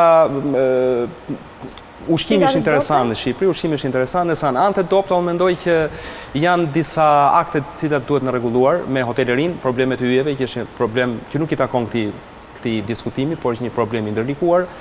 Cilësia e shërbimit, unë mendoj që në vendet saktura ne kemi ngadalësi shërbimi, duhet të ketë një trajnim mjaft mirë të kamarierëve dhe të aftësive të tyre. Do shta shërbimi, unë do thoja që shërbimi, ngadalësia në shërbim dhe ruajtja pak e strukturës që sepse po vëm i vend, domethënë, ajo që është interesante sinqerisht është që kur shkojmë në këto vende, ne ka qelluar një rast për shembull me Valbonën. Ne marrim grupin Çem Guest House dhe ishin ca ndërtime të reja, kështu strukture moderne që duket edhe I them muna është më mirë në bujtin sepse më thonë më shumë gjëra, vërtet, më thonë që të dera që duhet ulesh pak, që të ushqimi, që ta izotria me mustaqe që tregon pak për zonën. Shoqërohet edhe me kulturë dhe traditat. Që sheva të penxherën dhe të murin që është kaq ai muri dhe kupton pse është aq ai muri sepse është i shtëpi që është 2-3 kaçe dhe atëherë s'ka pas betoni që do bënte. Dhe na ndodhi për shembull që në tjetër shtëpi erdhi një zviceran që sinqerisht unë duke ditë reagimin e atij them po pse ti erdhe këtu dhe nuk shkova atje, edhe po më thotë që shiko thotë hotele shumë të mira, unë më gjej në Zvicër. Dhe sigurisht që ndonjëherë edhe më lirë se këtu. Problemi është që unë vi këtu për këtë lloj strukture. E dyta, çfarë më pëlqen më shumë tha mua nga këto zonat e juaja nga ato të mia, sepse male kanë gjithë, nuk është që kemi vetëm ne. Problemi është që ndoshta kjo fakti që janë pak si të vrasë, domethënë pa infrastrukturë, pa gjëra të tilla, e bën atë robin që tha që unë kur ngjitem në qatë Valbonës, e di sigur që jam vetëm unë që ngjitem dhe ngjitem me këmbët e mia. Nuk shoh një makinë që më kalon aty afër masi bëj 1000 metra ngjitje, domethënë që kjo e bën më të veçantë tonën. Që do thotë që duhet ta ruajmë pak këtë strukturën e ndërtimeve që mos fillojnë të bëhen masivitete hotelesh. Aq më tepër që kemi një rrezik në horizont që duke qenë se jemi bërë pjesë e paketës Ballkanit, duhet ruajmë pikërisht këtë që kemi, pra këtë mos zhvillimin, sepse të zhvilluara janë vendet rreth e përqartnesh me infrastrukturë të mirëfillt turistike. Kështu që ne nuk duhet ta zhvillojmë, të paktën këtë pjesë jo. Kështu i bie që mos trasim turistat, se është pak paradoksale. Jo, është paradoksale, po duhet gjetë ekuilibri. Pikërisht për këtë pjesë. Duhet të gjetur ekuilibri. Pra ishte ajo që tham pak më parë, nuk duhet ta blejmë qumshin qytet për t'ia ofruar turistit. Është vetë turizmi vetë është koncept konfliktual me mjedisin, gjithmonë ta pranojmë këtë. Po zhvillove turizmin, ti ndërhyn mjedis. Duhet të gjesh balancat e duhura që turizmi të zhvillohet në mjedisin moshkatrorët. Pra të mos kemi anën, po e marrë si rast të keq betonizimin e plazhit të Durrësit. Aty mund të ketë hotele mjaft mira nga brenda, mjaft mira, nuk e vën diskutim, por pamja e jashtme, hyrja për në hotel nuk është e këndshme, sepse ju bllokon juve shikimin e detit, në ca raste, krijon vështirësi parkimi etj me radhë. Kështu që duhet ndërruar balancat, kërkon mjaft ndërhyrje. Fation, na trego disa nga itineraret e tua, deri në ç'pik mendon se ke eksploruar Shqipërinë? Këto vende. Disa nga itinerare, për shembull, le të themi, qofse përmendëm Thethin dhe Valbonën, që është një bum turistik, janë vende shumë të njohura, unë do sugjeroj disa vende që janë me vërtet të pazbuluara. Shumë më pak është, po të përmendim e preku pak Ismaili, Kelmendi, Lepusha, që është me vërtet shumë bukur, pastaj po të kalosh Lepushën del në Vermosh, rruga pothuajse ka kaluar deri në Selc. Aty mund të vizitojnë, mund të lejnë makinën dhe majtës është gryka e kanjonit dhe mund të shkojnë në ujvarën e Slavit, që është me të vërtet një bukuri natyrore shumë e bukur.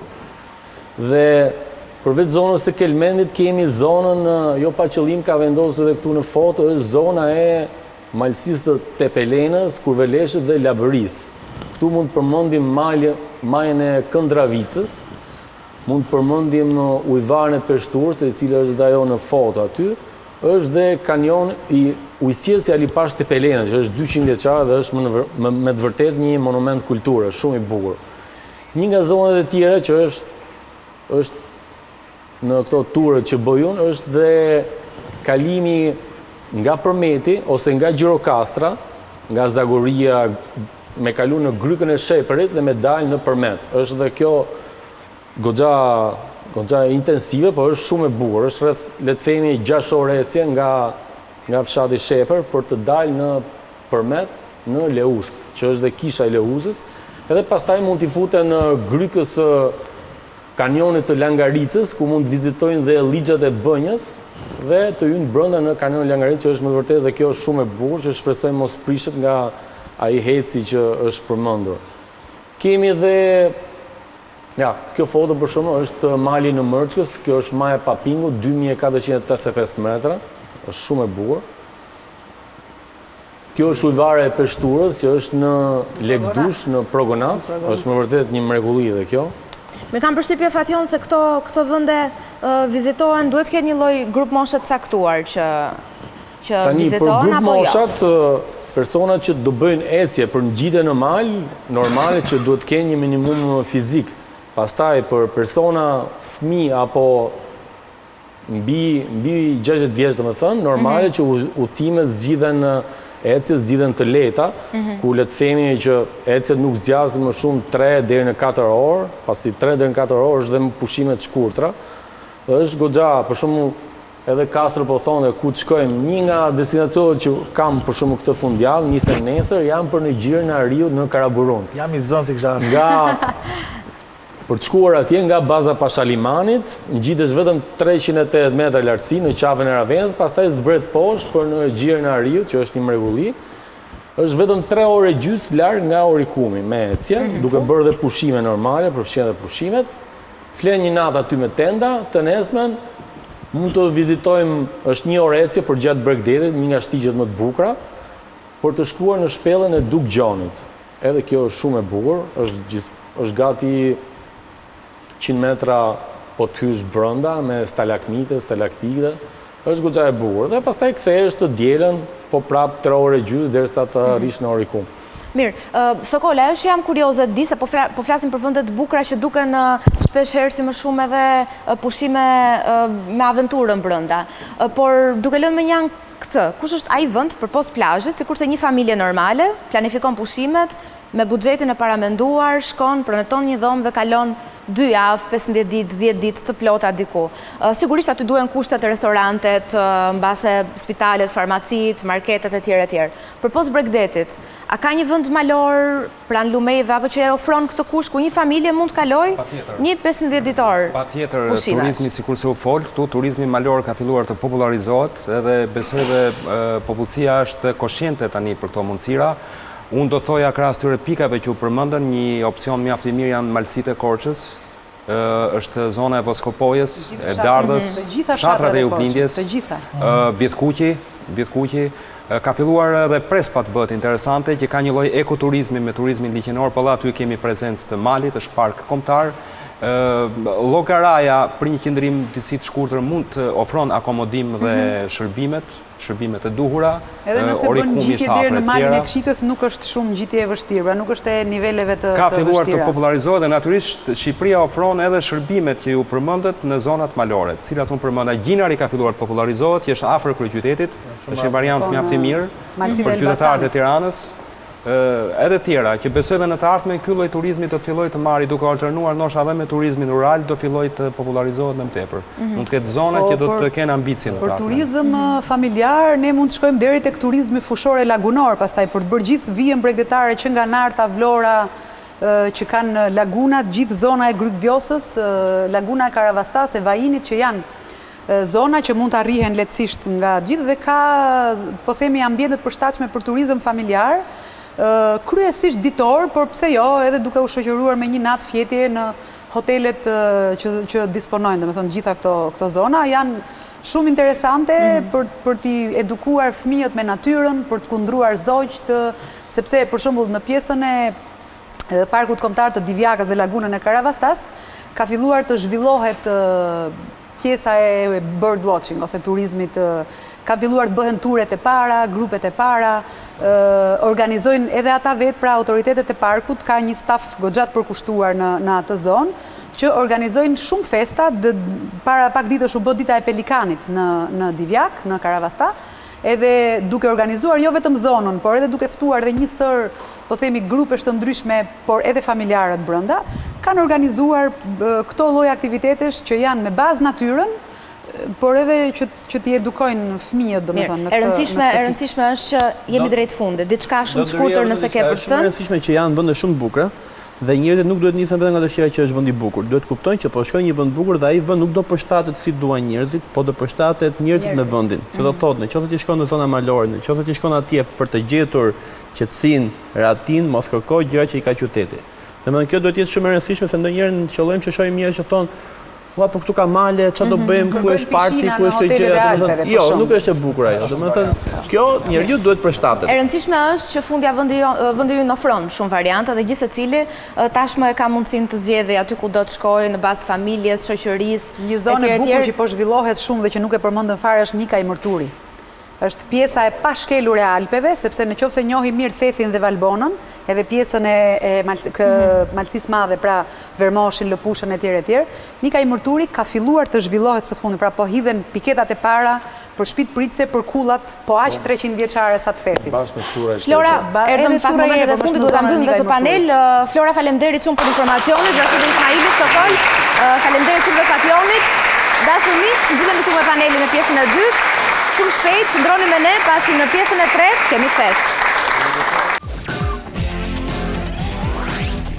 Sigurisht me Dafina Zeqirin si 2 vitet e kaluara, këtë vit do jetë dhe një me Getuar Selimi dhe me Kapital Tin.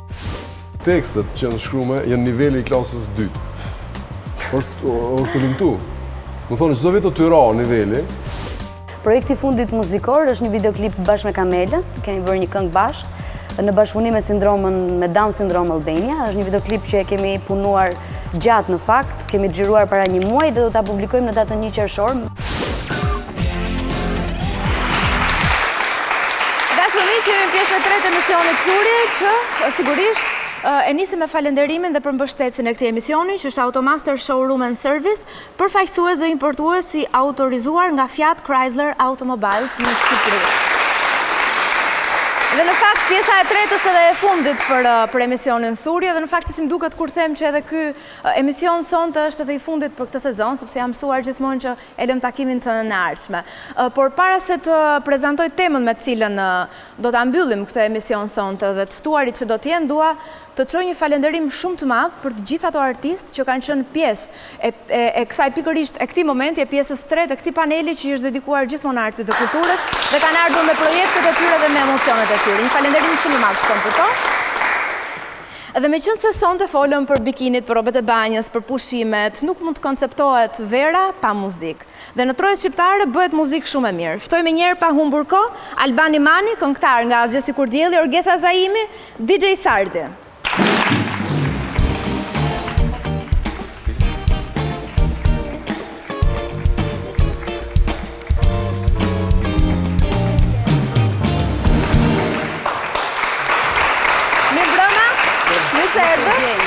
Por sigurisht nuk do të mbetemi me kaq të ftuar, sepse unë dua të kem sonte në panel dhe ta mbyll emisionin Thurje për këtë sezon edhe me atë që na ka dhuruar momente muzikore për gjatë gjithë sezonit. Valon Sheu.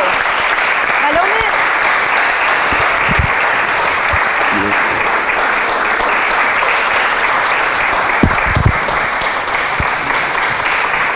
Sonte do japësh dhe llogari për gjithë sezonin. Po. Edhe pse vazhdimisht të kam ngacmuar dhe të kam pyetur lidhje me temat.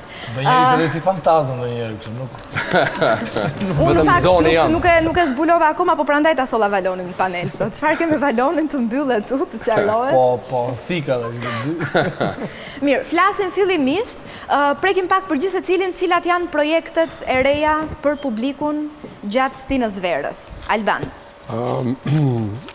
Projekti parë më i afërt është jemi të përgatitur një koncert në Prishtinë me datë 20 qershor. Sigurisht me Azja Sikur Dielli. Po, me Azja Sikur Dielli. Është një koncert në matë në shesh të Prishtinës, të Grandi aty. Është do të jetë si një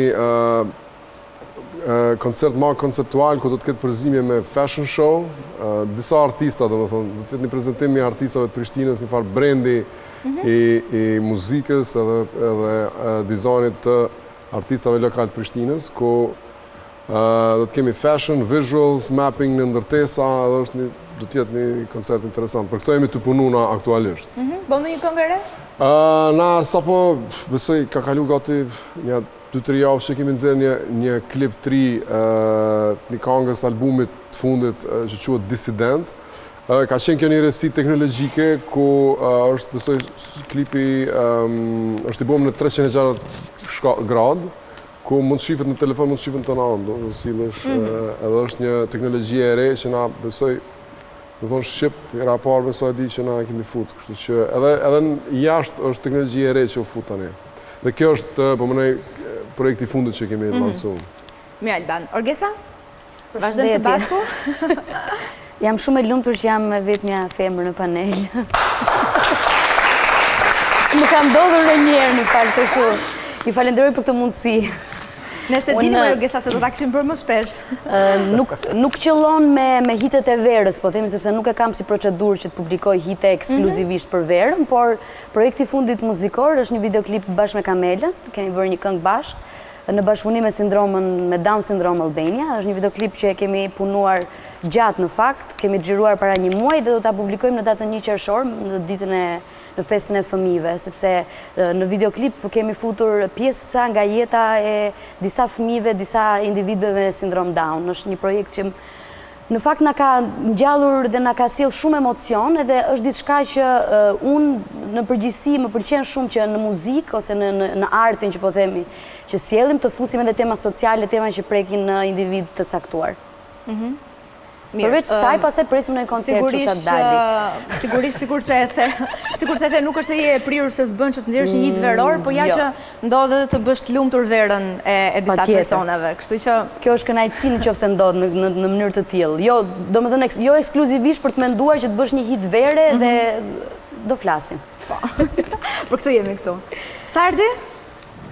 Edhe tek pjesa, edhe si DJ, po edhe si producent tashmë, do sjellësh në një hit vere, kurse publiku që do kënaqesh me muzikën tënde. Për moment jam në një 3 projektsh njëkohësisht, mund të them. Që është? Që është sigurisht me Dafina Zeqerin si 2 vitet e kaluara. Këtë vit do jetë dhe një me Getuar Selimi dhe me Kapital Tin. Janë hitet e reja, hitet verore. Hitet, s'mund ta quaj hitet, them dalin njerë, pastaj të quajmë hite. Mirë, në fakt këto emra që përmendë hite bëjnë zakonisht, kështu që për atë po punojmë. Domethënë këto janë projektet për momentin. Po ndonjë projekt tjetër për sa i përket jashtë kufive, flasë DJ? Kam koncerte në Topil në Budva. Me thënë diku këtu në Ballkan, në Greqi, po varet tash me kalimin e kohës në Korrik Gusht, kur fillon sezoni. Po, sigurisht. Pak më me ofertat e reja. Valon?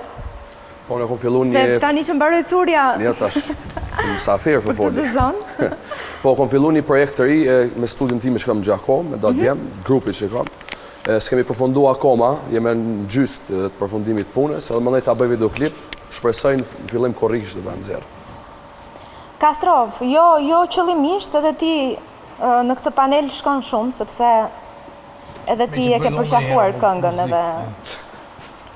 duhet të të pyesë edhe ty tani për projektet reja. Në faktu kam disa shumë kohë në fakt, që nuk kam bërë materiale... Se të kam parë më falë, kam parë dhe në Instagram që publikon vazhdimisht këngët e tua të disa kohëve më përpara, të ka kapur në nostalgji, do të bësh një këngë të re? Jo pa qëllime kam bërë, sepse do më thonë është kjo pjesa i Castro vjetër dhe i Castro që do sjelli këtë verë. Në fakt unë këtë verë jam me shumë materiale, jam me të paktën 5-6 materiale, në të cilët 4 janë, le të themi, komercial, që do janë tipike verë, dhe 2 janë kështu për qefin tim. Të paktën 3 vitet e fundit unë kam bërë materiale për qefin tim, le të themi, do më thonë, materiale ma autor, si i quaj unë, që nuk janë masive, por që është një moment që më thonjë sa, po e them kështu në mënyrë më popullor, që është momenti që vera duhet shfrytzuar për të ngrënë jo buk, po tashmë peshk, dhe më dhënë, të hajet edhe midhje. Se janë për verë. Midhje të hajnë, kësa i hanë gatbime, me kështu të hajnë direkt me gjuhë. Sote, midhje sote. Sote. Kështu që kam shtypjen edhe unë jam... Me Sardin pasit mbaroj me starat e ndhej, atër kemi dhe i gjysë projekti kështu të lënë tezo. Kam dhe i me i shokun e vetë, po me vim velin, do më thë, edhe unë me emra se Sardi zbuloj gjithë fakt, Sardi nuk do të kështë bërë këto. Ska problem, sështë nuk janë Po sekretet edhe ti po i zbulon projektet e tua, qëfar do me thënë kjo? E ti zbulon. Jo, po nuk zbulova emra, sepse në fakt në këto 6 materiale, 4 janë 3 ose 4 janë bashkëpunime, kështu që nuk dua që të... Nuk zbulon emra. Nise, 2 emra dhe ti zbulove. Sardin dhe Vinin, kështu që... Jo, Sardin është një gjysëm gjë. Është gjysëm muhabeti. është një gjysëm gjë, pa. Alban, sa shpesh mendon se një këngëtar duhet sjellë krime të reja për publikun? Që ato sigurisht të jenë edhe cilësore dhe të rezistojnë për një kohë gjatë të jenë hita. Po, qëfëse, tash kjo është industri, show business, mëne që kjo muzikat që jemi fut na dhe në qëfëse do me qenë aktiv ose aktual, dush me bo tonë kohën me kriju muzikë tre, me qenë, do me thonë, skenë, po varet qëfar targetet dhe qëfar drejtimi e ketë, disa, për shumë në stili muzikës tonë, nështë ta kemi një farë ideje që du të me kriju diçka që është ma e gjatë se sa vetëm një sezon, apo një muzikë reciklushme, po që qëllimi, dhe me thonë, i kësaj. Mirë po, prapë pa pas një kangë cila, s'pëguzem me thonë hit, se stili muzikës rock'n'rollit, po një kangë cila e kapshme për masën, është shumë shtirë me egzistu në treg. Po flasë për, me thonë, fushën tonë të rock'n'rollit, nuk po flasë për kalibrin e kolegëve tjerë të cilë shumë ma hitë dhe me thonë ma sërë. Ironin kalibrin. Jo kalibrin, po flasë për kështu Po themi në qasjen ka 5 projekte për njerë. Në qasjen më komercial. Si Kastro për shumë më thash, që ka 5 projekte për njerë. 3 për të ngrënë midje dhe 2 për qefin në Si që kap Kastro. Jo, po, edhe Albani, se a fut kosë është muzikant shumë mirë, i ka për shumë që në një javë mund të bësh edhe 10 këngë. Nuk është çështja të... Mëse gjë valë nga frymëzimi. Ta që si duke Sardi ka gjetë një muzë, edhe unë duket edhe, po jemi më produktiv. Muzë artistik. Muzë artistik. Sigurisht. Mirë, edhe ti përderisa ke kaq projekte, muzën duhet ta kesh gjetur, sa? Jo reale, kam gjetur frymëzime. Jo, njeriu frymëzohet nga çdo gjë, edhe nga një ketër, unë ata është pak më herët. Shë një ketër në pemë edhe... Edhe po ullë me punu s'vjen frymëzime. Pe eksperiencës. Edhe kjo është, po, e drejt. Orgesa, duket sikur ky sezon i verës është kthyer si një lloj qëllimi vetvete për këngëtarët që duhet patjetër një pjesë të tyre. Flasim për gjithë, duhet patjetër të bëjnë një këngë e cila u të sjellë më pas koncerte. Besoj se kjo nuk është vetëm këtë vit, se ka vitet e fundit, po themi, në një të përgjithshme, po themi 4 ose 5 vitet e fundit është hyrë në fuqi shumë të madhe në tregun muzikor, që duhet se s'bën të publikosh një këngë duke filluar nga qershori, ose më mirë fare në fillim në fund të prillit, se pasaj dëgjohet kënga, bëhet hit edhe të shërben. Unë kam përshtypje se cili varet, si që thate Albani, nga zhanri muzikor të cilit i përket. Unë nuk kam bërë ndonjëherë muzikë, po themi, komerciale në kuptimin edhe të ritmeve, dhe nuk e kam pasur fakt si qëllim, kështu që qëndron hite vere për mua pyetja, apo hite që mbeten. Sepse një hit ose një këngë, nëse qëllon e bukur dhe publiku e pëlqen, nuk ka nevojë për një sezon, po themi, që të dëgjohet. Edhe me sa kuptoj, këngët e verës mbeten në verë, dhe mua nuk më pëlqen dhe aq shumë kjo gjë, sepse i bie që t'jen produkt sezonal edhe t'jen produkt i kalueshëm, do mos të mbeten. Është më mirë që publikosh një këngë edhe të mbetet gjatë gjithë vitit, si me thënë, pa dashur që të prek secili, sepse siç thash, ka të bëjmë më shumë me zhanrin muzikor. Janë zhanre të përcaktuara muzikore, ato që sjellin hitet e verës, siç është për shembull regatoni që është futur shumë masivisht, domethënë edhe tek ne në Shqipëri. Klabet, sidomos muzika house dhe elektronike që ecin më shumë edhe kjo dihet se ka. Megjithatë duhet të thënë që ka dhe artistë, ka dhe këngëtar që kanë ndryshuar pak rrugën. Po them me zhanrin muzikor. Nëse do të gjej rock, pop rockun vi te ty në një farë në një X lokal. Po them se cili ka targetin e vet edhe në moshë edhe në zhanre. Sepse vetë vera ta lejon. Patjetër do një lloj ritmi më nuk jam kundër, si jam fare. Më dance, më të kërcyshëm. Sërë që po mendoj, na, asë si këdili, kemi pas një 3-4 hite, që me thonë, kanë qenë gjithmonë kongë dhimshme. Në thonë, na kemi bo kongë të verës, për ata cilë të kanë zemrën e thyme. Po mirë, njerëzit edhe ndajnë gjatë verës, nuk do të të të të lidhja, apo dashurit të reja. Po ata që i kalon femna, apo... Dashurisht ka qenë të verës, nuk zjatë, nuk dashuroj flirte, nuk zjatë 2-3 muaj që duhe shumë, pasaj ndajnë shtator. Pasaj digjon këngë razjo si kur djeli. Po edhe vu. Këtu hynë Albani me njerë. Është më letë, po dhimbja, po lota. Orgesa është nëntor, dhjetor. Valon, jam kurioze, qarë të thoje? Jo, dërshë me ta lidhe pyetjen tonë që the, a është mirë një artist që të sjellë sa më shumë materiale. Dhe mënoj që po, se edhe publiku është sigur ata në restoran që shkon në ushqimin. Më dhe ushqim freskët gjithmonë duhet... Sikur se dhe Sardi tha që është pak çështje frymëzimi, kështu që edhe obligim për të sjellë sa më shumë materiale mirës, por ato duhet të jenë cilësore, apo jo? Plus me dash me najtë në treg, mënoj se ditë për ditën do dalë kongë të reja, momentin që ti nuk nëzirë, harrosh, se me thonë 3-4 muj, del tjetërit aza vendin. Dhe kjo ecën një qike dhe me ritmin e industrisë botërore, domethënë që është tipike që në verë, për shembull David Guetta, sapo ka publikuar tani këngën më të fundit që do jetë pjesë e kampionatit evropian të futbollit, kështu që ecën pak patjetër që stina e verës është komplet e lidhur me këto hitet e verës, dhe siç e thash është me zhanër, edhe me zhanër të përcaktuar, domethënë se nuk besoj të ketë në një këngë pop rock, domethënë nuk është masive që të dëgjosh një këngë rock për shembull hit vere. Mund të jenë në raste jo daj shumë të shpeshta. Dgjoj Valoni, se me që ishte te kjo çështja duhet nxjerrësh hit e tjerë se të zëm vendin, do të çosh të këndosh se ta zuri vendin një nga këto. Çova.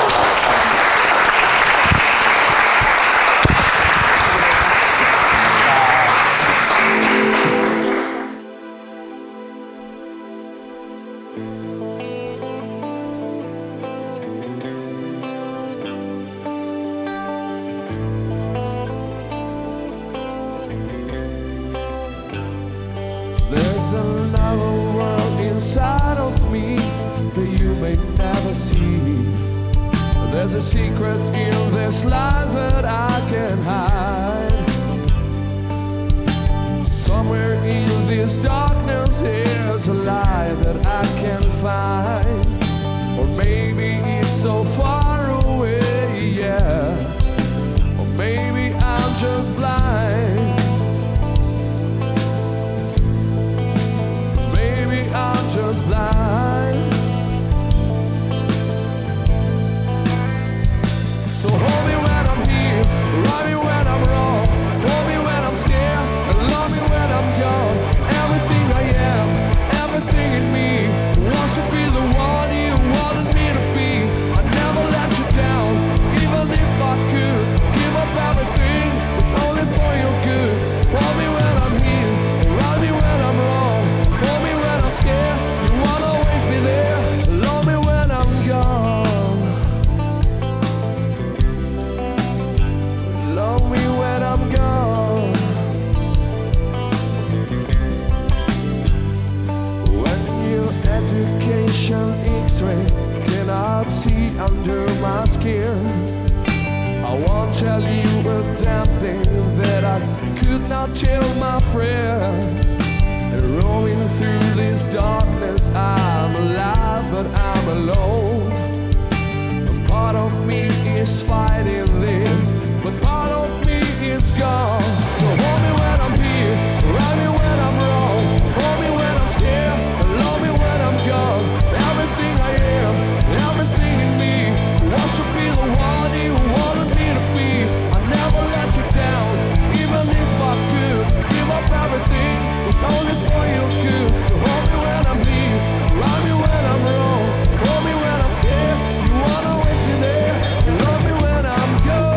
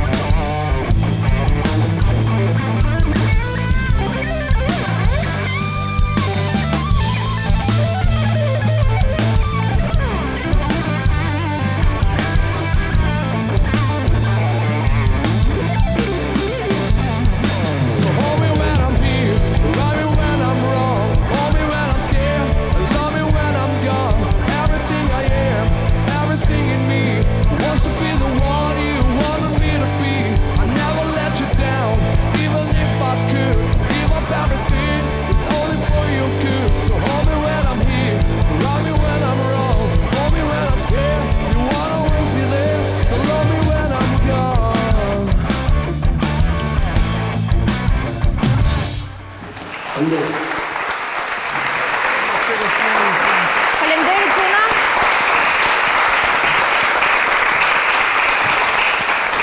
Ishte këngë janari.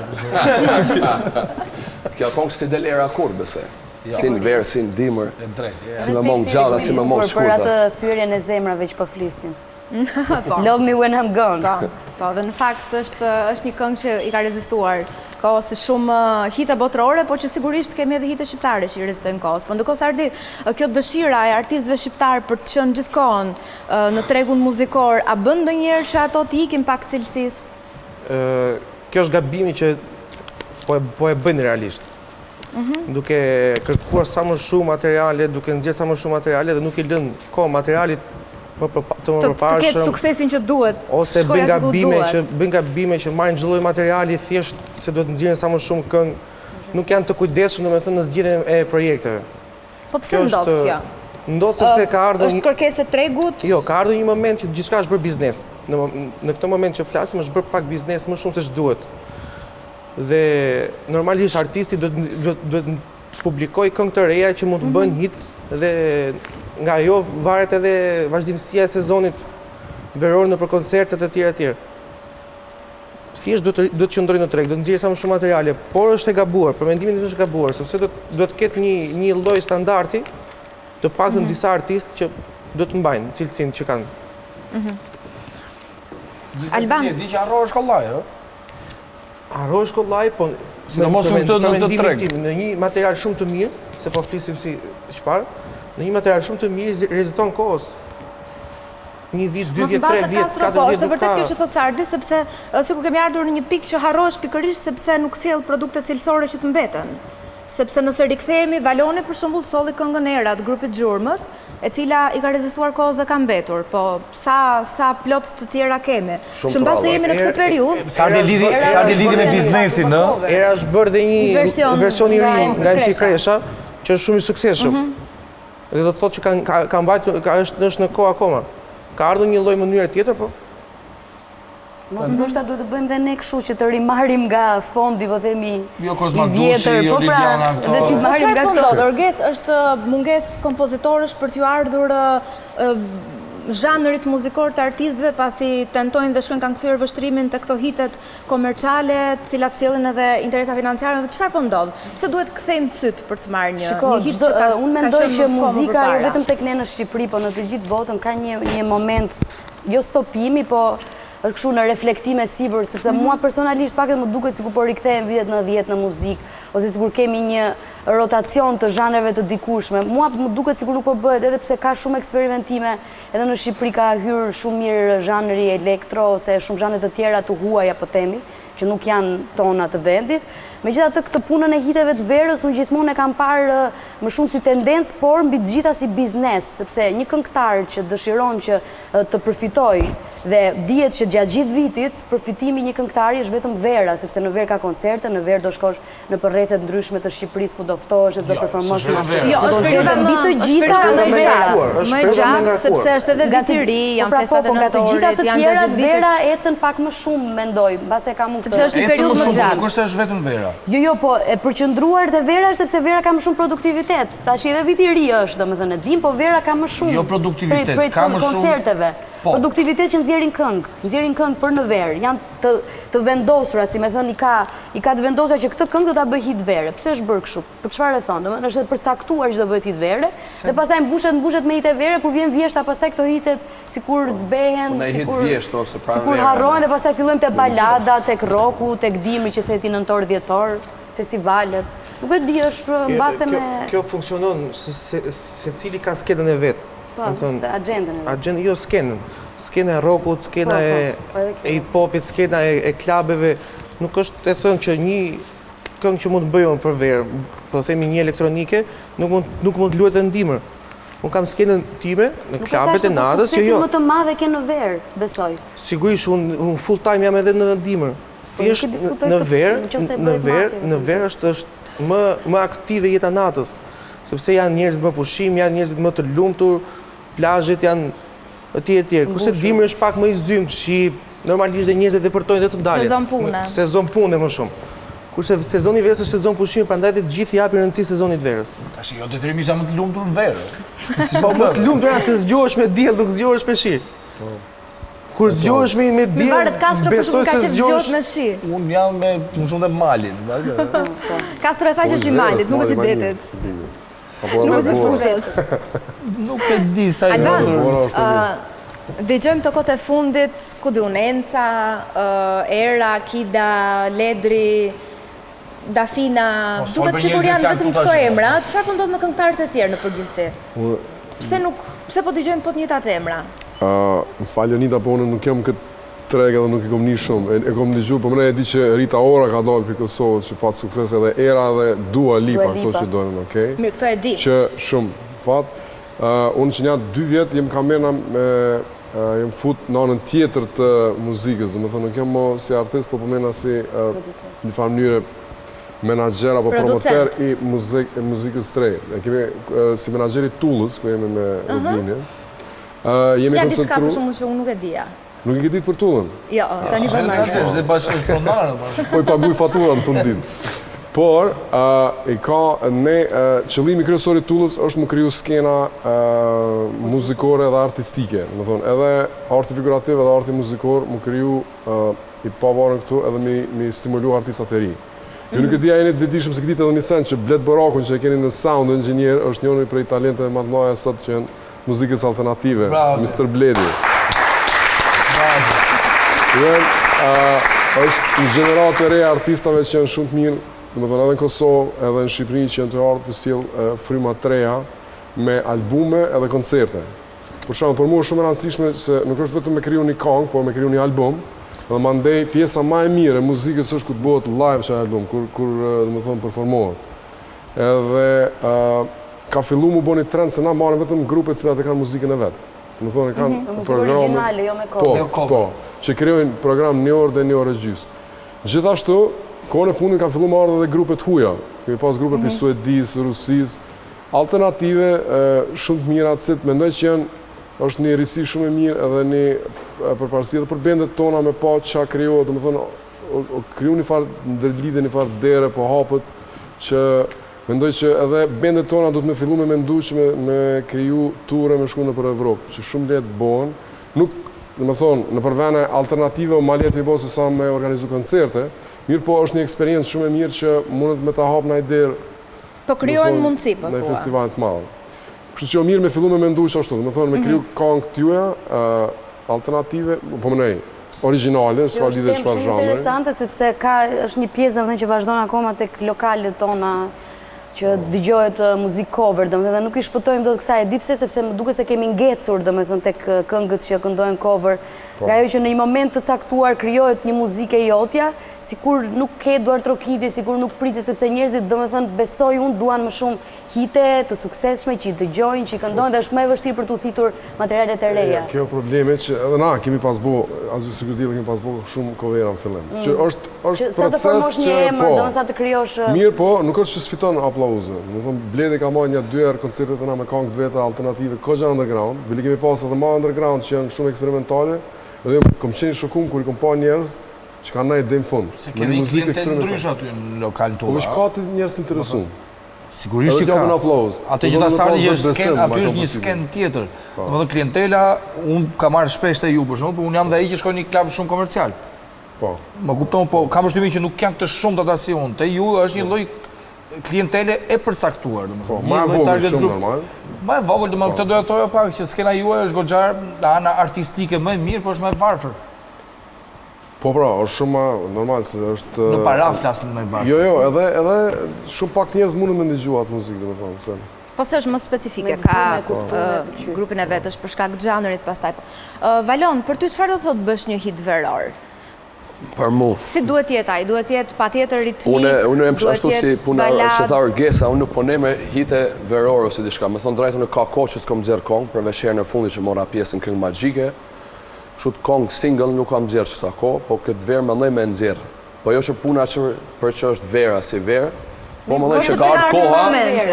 Jo, po mendoj që ka ardhur koha për me nxjerr një material, edhe mendoj që tash është momenti më i duhur edhe për reklam për mua se nga që edhe televizioni ja kushton edhe ma shumë, besoj kohës verës, muzikës ma shumë, edhe mendoj që është një publicitet ma i mirë për mu, nga që unë nuk është që jem këngëtar që nifem shumë në media, ose diçka ma shumë jem të këto lokalet e jeta natës e më njohin ma shumë, se edhe më thojnë, bile po të shofim shumë, tash në digital që kam fillu po më shofin ma shpesh, se thëshin lokal po të shofim çdo javë në televizion as i herë, pëse nuk po në nej Kongë ose diçka.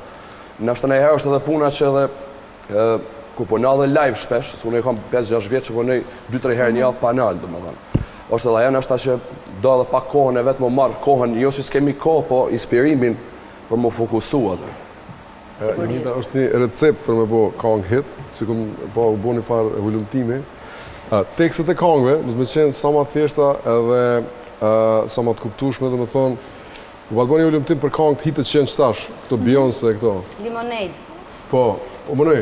Kënd limonata, si me thëmë. Po, vetëm se tekstet që janë shkrume janë niveli i klasës 2. është lëmtu.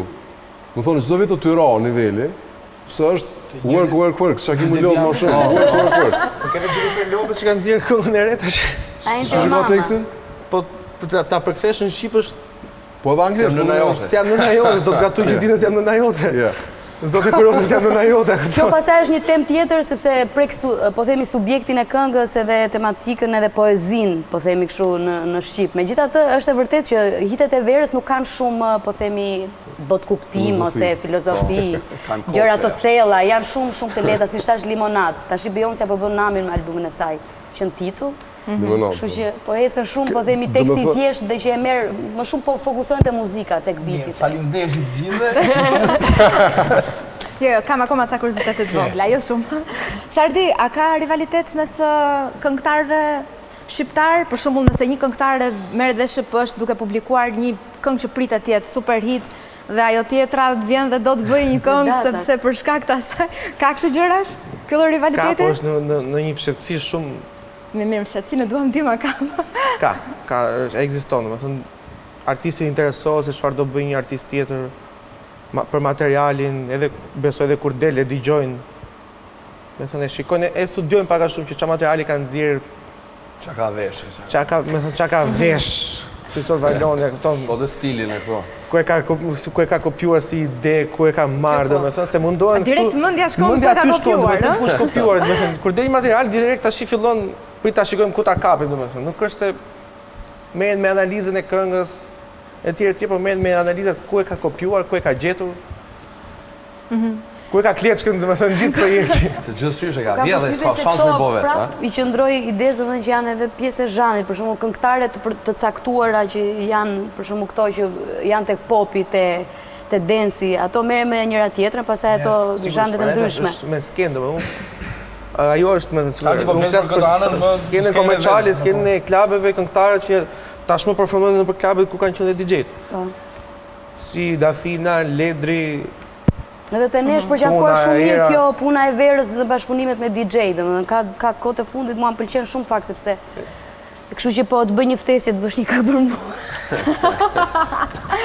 Jo, një gjysmë projekti në Kastro në Sardi e Keta, një ftesë të orgesës. Jo, është e vërtet kjo domethënë duke parë edhe tendencën e të huajve se sa shumë po ecin drejt kësaj gjëje. Për shembull Calvin Harris është më i famshëm nga këta, Avicii për shembull DJ botror që bashkëpunojnë, bëjnë beatin, bëjnë muzikën, bëjnë miksimin e këngës dhe pastaj marrin këngëtar, po themi edhe të zhanreve të ndryshme, për shembull Avicii